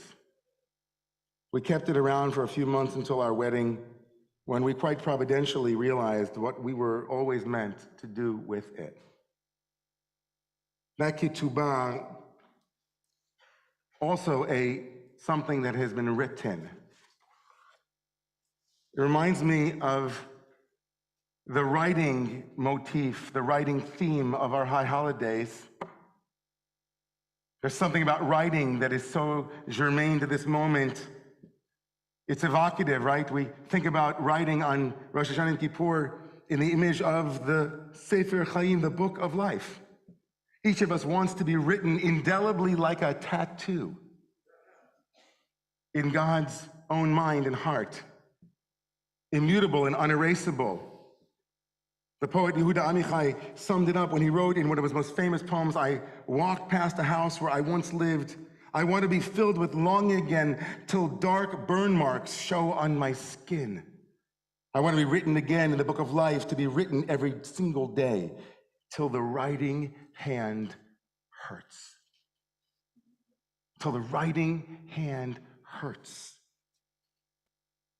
Amichai imagines us writing or wanting to be written until it hurts so bad because life is so important and so vital. And so I want to talk about one word, one written word that we just sang, the word used in our tradition for regret. Icharatna, as in cheret. It's in the Kol Nidre prayer. It's the essence of the practice of tshuva. It's what we're doing here today. Today is Icharatna day. Charata means to regret. Icharatna bahon, in the Kol Nidre prayer, we say all of those promises, vows, all of the things that we did, all of the mistakes we made, we are charata. We regret them. But the place where this word appears in the Torah, and it only appears twice in the Torah, and it's in the same story, is also a story of things written and things discarded, things broken and things rebuilt. They tell a story of regret. They tell a story of its power and of its importance. You might have guessed, but maybe not. The first and only instances of this word cheret appears in the story of the golden calf. People remember that story? Kind of an important story in our tradition. The Jewish people standing at the foot of the mountain. Moses has gone up. They don't know where he is. They're afraid. They're anxious. They're nervous. They're waiting. They're patient. And then they lose their patience. They can't stand any longer. They don't know where Moshe is. They say, Ha'ish Moshe, where is this guy Moses? And so they take Moses, his older brother Aaron, and they bring him close and they say, make us a god. Make us an idol. We who stood at the mountain to hear God's voice are now asking Aaron, please make us a substitute for Moses. Bring us an idol. And so Aaron says, okay. How did that happen? We don't know, but he says, okay. Bring me all of your gold. And they bring him all their gold, and then Aaron took it from them. Vayatzar, or vayetzer oto b'cheret. Aaron begins to form out of the gold that they've given him some kind of image, some kind of an idol. What becomes the egel masacha becomes the golden calf. It's formed with this thing called a cheret, a graving tool, a carving tool, a chisel. It might not be too shocking to you, but maybe it is. It was shocking to me. The only other place where the word appears is exactly in a mirror image at the same moment. As Moses is coming down from the mountain, he sees this golden calf that has been chereted, that has been fashioned with a chisel. And he's also carrying something that has also been fashioned with a chisel. What is Moses carrying? If you're Mel Brooks, he's carrying 3 sets of 5. Oi, 10. And they're written on stone, right? And the Torah tells us they're writing on stone is Vehaluchot Maseh Elohim Hema. These tablets were God's work. The writing was God's writing. Charut ala luchot. Charut. Cheret, to chisel, to carve, engrave, two mirror images, a chisel that carves an idol and a chisel that carves the teachings of God. The rabbis fashion or chisel from the word for chisel, the word that becomes regret. Regret, which in its English form means to cry again.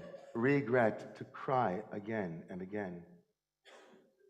To trace tears down our face.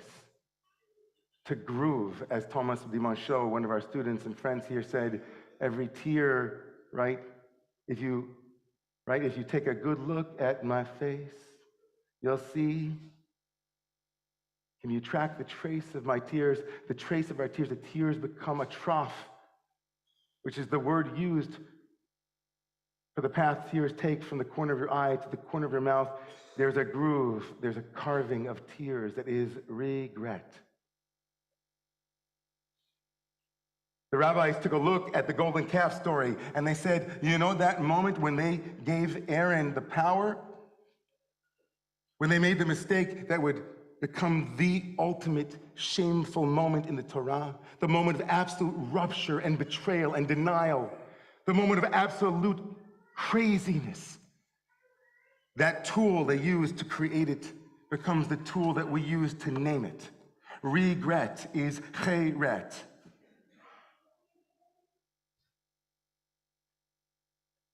When we've used our choice, when we use our power in the wrong way, when we have used that which has been given to us as this sine qua non of what it is to be a human being, and we've used it in a way that we feel we've destroyed something, we've made a mistake, we've missed the mark. Cheret. We have charata, we regret, we cry. And if Yom Kippur is anything, it is a day on which to elevate the power of charata, the power of icharat nabahon, to say it loud and proud, and importantly, I wish I had not done it.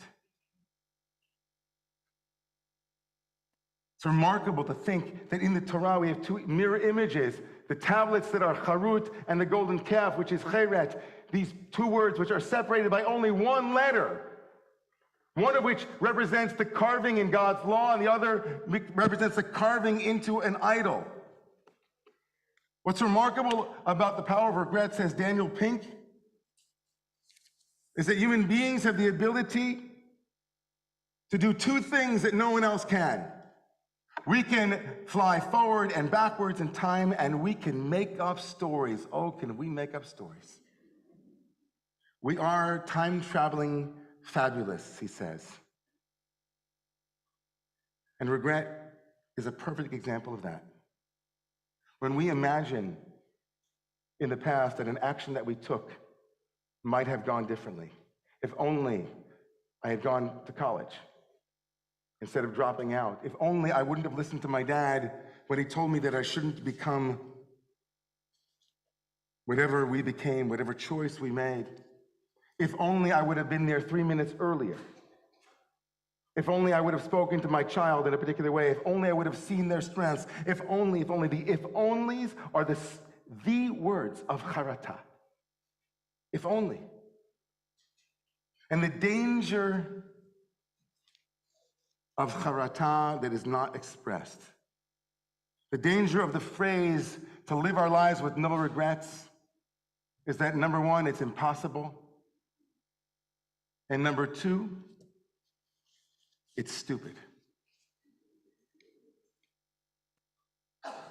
According to Daniel Pink, regret can improve our decision-making. Regret brings pain into the present moment so that we might avoid pain in the future moment. Regret, like the cheret, carves deep into our skin. It gets beneath the surface. Like that tattoo. When regret is before us, when we remember the searing pain of a mistake we've made in the past, and we keep it before us sufficiently, it becomes a goad for us to make better decisions as we go forward. Regret is powerful and it's icharatna, it's important because it also deepens meaning. When we appreciate how things could have been, but weren't, we then dedicate ourselves moving forward to doing things that are more meaningful. We have the capacity, says Pink, and study after study seems to show this and support it, to motivate ourselves in the present moment based on anticipated regret. Here's a good example of anticipated regret. Every single year on Yom Kippur Day, on every Yom Kippur, my father gives me a blessing. It doesn't matter where I am. I could be in Israel. I could be in Australia. It can be, you name it.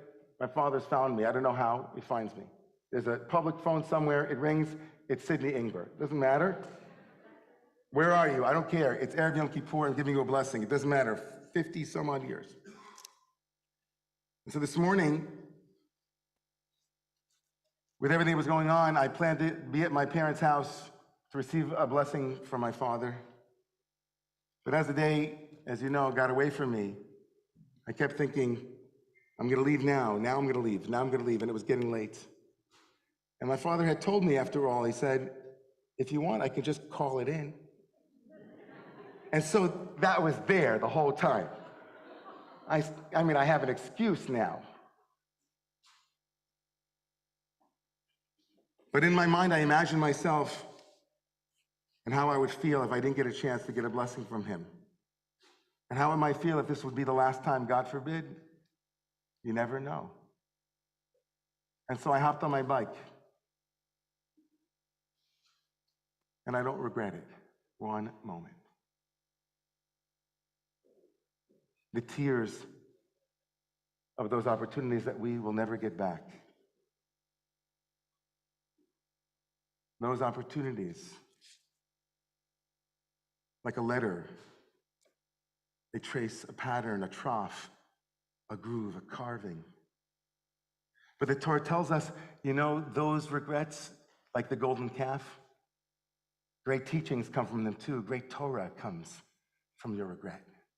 Your cheret can bring you to the tablets.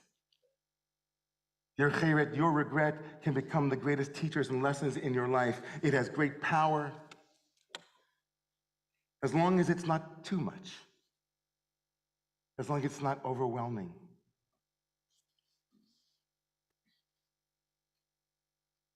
There's a remarkable part of this story called the golden calf story. The most remarkable part of the story is what Moses does when he sees the carved out idol. Moses, coming down the mountain, sees the children of Israel and their abomination. He takes the two tablets that have also been carved, and what does he do? He smashes them. And then he does a second remarkable thing. He puts those two tablets, or at least the tradition teaches, there's a folk story that he takes those two tablets and he picks up the broken pieces, and after receiving the second set of tablets, he places the broken ones with the whole ones in the ark, and the children of Israel carry those carved but broken and cracked pieces for the next 40 years around the desert.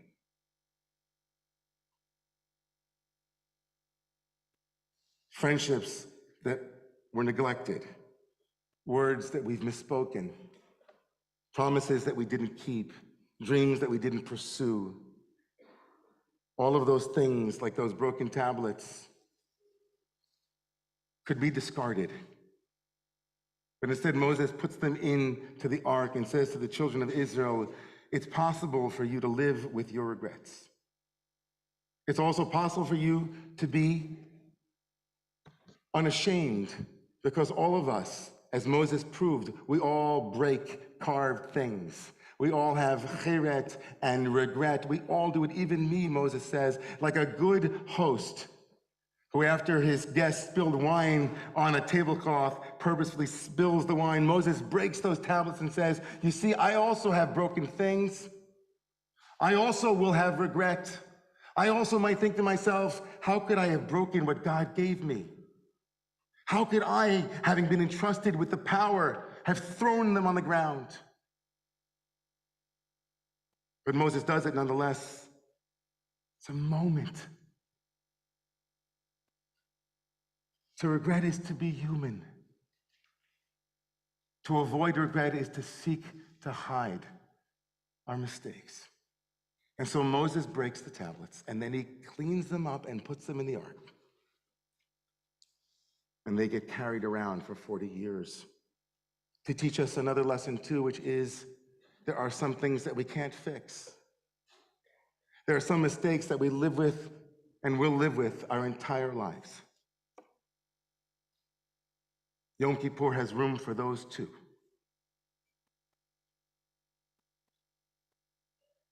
Moses, in bringing those parts into the ark, into the heart, says it's possible for a new set of tablets to live and grow out of the broken ones, which doesn't mean that they go away. If you look at people who have tattoos and try to get them removed, it's almost impossible to remove them entirely. Instead, they place another image sometimes on top of that one that they would have liked. Or there's a trace, like a trough of tears. The things that we break, the things that we can't go back to fix, live there alongside, and they animate our lives. The parents of a child killed in a terrorist attack in Israel who dedicate themselves, like friends I know, dedicated their entire lives to helping other children and other parents. Those broken tablets live right there in the same ark. No one would ever say to them, oh, wow, why don't you just discard your regret and your remorse and your sadness? No, they said, we're going to build out of it. The people who take the opportunities, the painful ones that have scarred them, and say, you know what, it will live there, but because of it, I will make better decisions now. Not no regrets, but fewer regrets. And maybe, all of this is not only personally significant and emotionally resonant and true for so many of us here tonight, and I would dare say everyone, but at this unique moment in our consciousness, in our culture, in our zeitgeist, Yom Kippur is a day of regret, is a way of saying that you are not the worst moment of your life. Moses stood there as a witness to say to them, I'll be with you in this worst moment. I won't cancel you. I won't completely write you off. It's possible to make huge mistakes, Moshe says, and it's also possible, more than possible. It's fundamental to Jewish worldview to imagine out of great mistake can come great learning, and that nobody is as bad as the worst moment of their personal or professional life. Yom Kippur is a day of icharat nabahon. Even the most holy person, the Chazon Ish, the greatest tzaddikim, if Moses were standing here today, he would say, you know what, everybody? Icharat nabahon. I've carved bad things. There's residue. I've injured, I've hurt, I regret, I've cried. And when you see my tears, you will know the depth of my remorse. And then the Torah says, you get another chance. That's tshuva. That's Yom Kippur.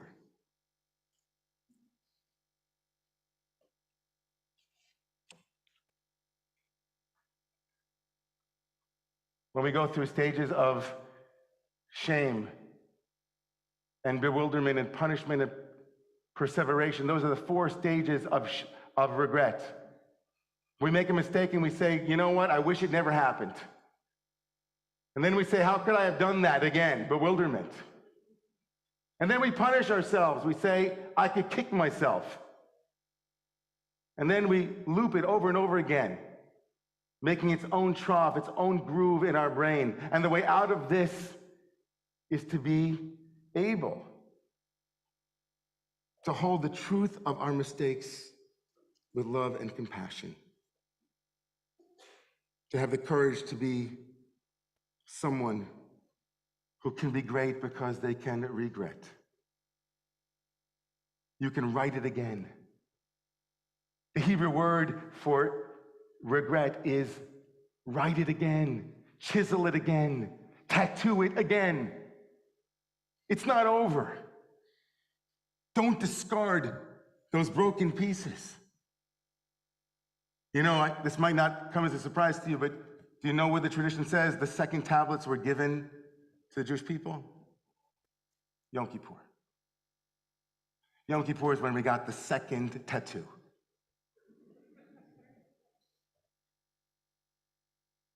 The first one didn't go away. It was a mistake. It's under the skin, and we live with it. I live, as my wife knows, and I have to learn the lesson here not to regret, but to regret less slightly. I perseverate over the people I didn't call, or the people I know that I hurt. I think about my mistakes sometimes too frequently, like the hockey goalie that I once was. If only I had been closer to the post. Icharatna bahon. I've been chiseled and carved by those mistakes. The shape of my life. But I never forget what Moses did when he broke those tablets, the freedom that he gave me to be charut, to be free, to write and learn from all of them. So back to my ketubah that could have been.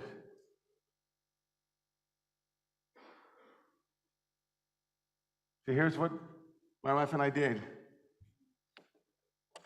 We took that ketubah and I went to a Judaica bookstore and I got a red piece of glass and a blue piece of glass, the two glass for breaking. And when Ariel stepped on the glass and I stepped on the glass, reminding ourselves of the brokenness of the world and Moshe's courageous act to break those tablets, we collected them up like the tradition says the Israelites did, and we put them in a box. We surrounded it with our memories, with our love, and most importantly, with that first ketubah that was too beautiful.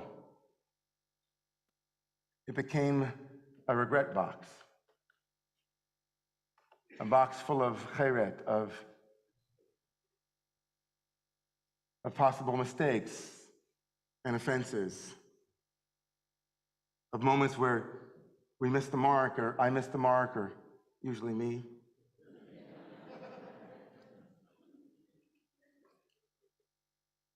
As a symbol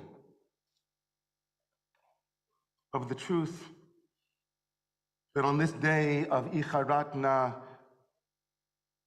we want to be tattooed in the book of the living. We want to be inscribed deeper than writing, deeper than a seal. We want a charut, we want a charita. We want it to be so deep, a new groove in our lives, perhaps built upon painful and regretful moments. But there's great power in regret. If we can harness it to build a world that we would like to see. There's great power in grief if it can lead us to actions that will make our lives more skillful, more loving, more compassionate.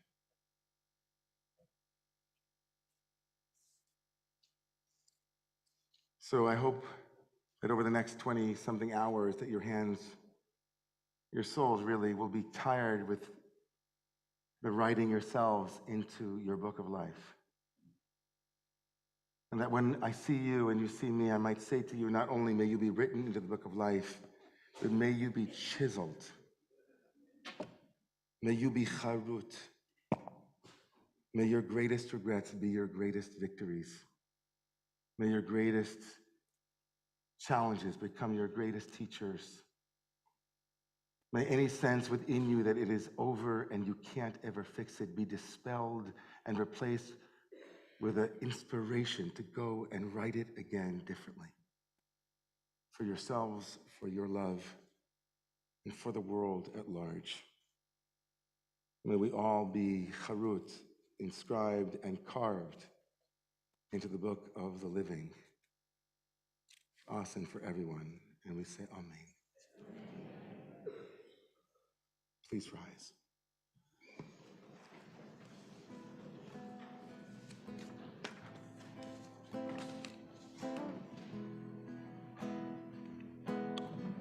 If you know the song by now, you can sing along. Please. Hayipale me Adonai davar.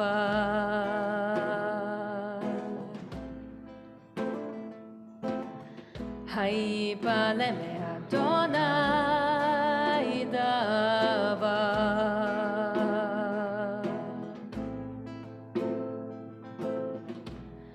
Lamoed Ashur.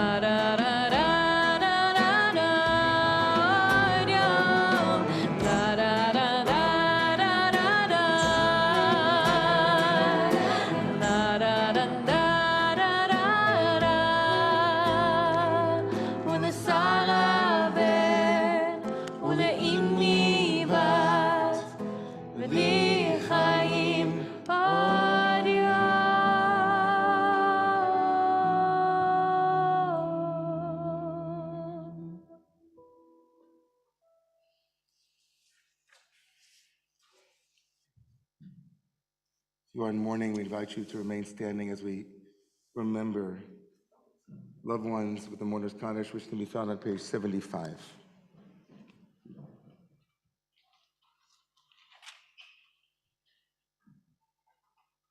If it is your custom to stand with the mourners, please rise. Yiskadal v'yiskadash shmei Rabbah. Amen. Yomad yivrachid v'sei v'yamlich machusei. V'chayechonu v'yamechonu v'chayei d'chol Beit Yisrael. Ba'agala u'izman kari v'yimru. Amen. Yehi shmei Rabbah v'vorach le'olam le'almaya. Yidvarach v'yishtabach v'yitpa'ar v'yitromam v'yitnaseh. Yitadar v'yitaleh v'yitalal shmei d'kudsha b'richu. Le'ela u'le'ela min kol birchata v'shirata. Tush b'chata v'nechemata da'miran me'oma v'imru. Amen. תתגבר צלותון, יהי שלום רבה משמיה וחיים עלינו ועל כל ישראל ואמרו, Amen. עושה שלום במרומיו, ויעשה שלום עלינו ועל כל ישראל ועל כל יושבי תבל. Let us say, Amen. you may be seated, everyone. Oh, you know what? Everybody rise for just a moment. Since I have you. Psalm 27 on page 81. In the bolded Hebrew on the left side of the page in the Achach Alti.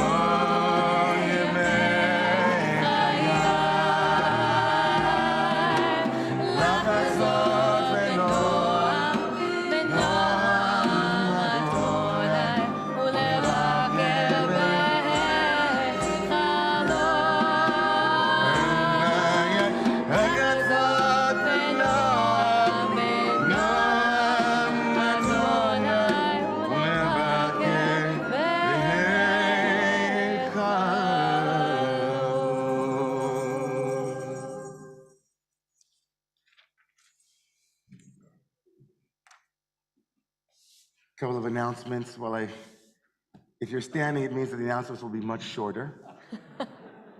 It's going in the wrong direction.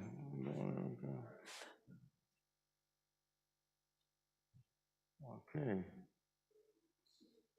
Just a reminder, in case you had forgotten, I don't know, maybe, just to take your giving card with you. I also wanted to let you know that in your sidurim tonight, in your machzorim, tonight, you might have received a pledge card. Did you guys see a pledge card that's not for money? Did you see that?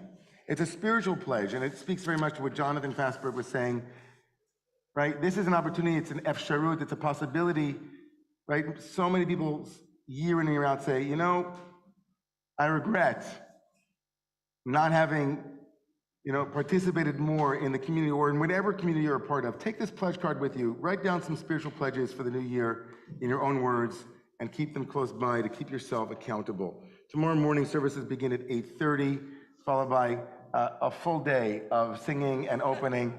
So we're gonna conclude with a little bit more song. Thank yous are in order for the entire community. Thank yous to the staff here at Redeemer. Thank yous again, as Jonathan mentioned, but also to the entire board of Romemu and all the staff. I would be remiss not to also say to all of you, as you're here tonight, how much it means to me personally and to the community that you were present. All of you who are at home, thank you so much also. We know that it's not always easier to be on Zoom. It's also sometimes so difficult to be in Zoom. Sometimes so isolating and can be extremely, I made fun of it a little bit in terms of the harmonies in the beginning tonight, but I know that so many of you are sitting there and a part of this community, volunteering hours of your time in order to lift up other members of the community, and that you have community too within the Zoom world. And so we bless you wherever you are. May your home Yom Kippur or wherever you go be a place where you can explore your heart's regrets and your tears, and also your stylus, your chiseling tool to build a new world for yourselves. May you have that blessing, all of you and all of us here. Hayi paleh me Adonai davar. It's such a wonder. We're here, and we'll be back tomorrow. Hayi paleh me Adonai davar.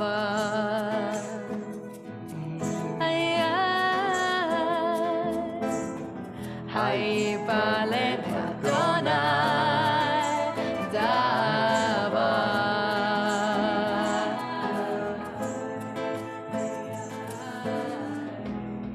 L'moed ashur.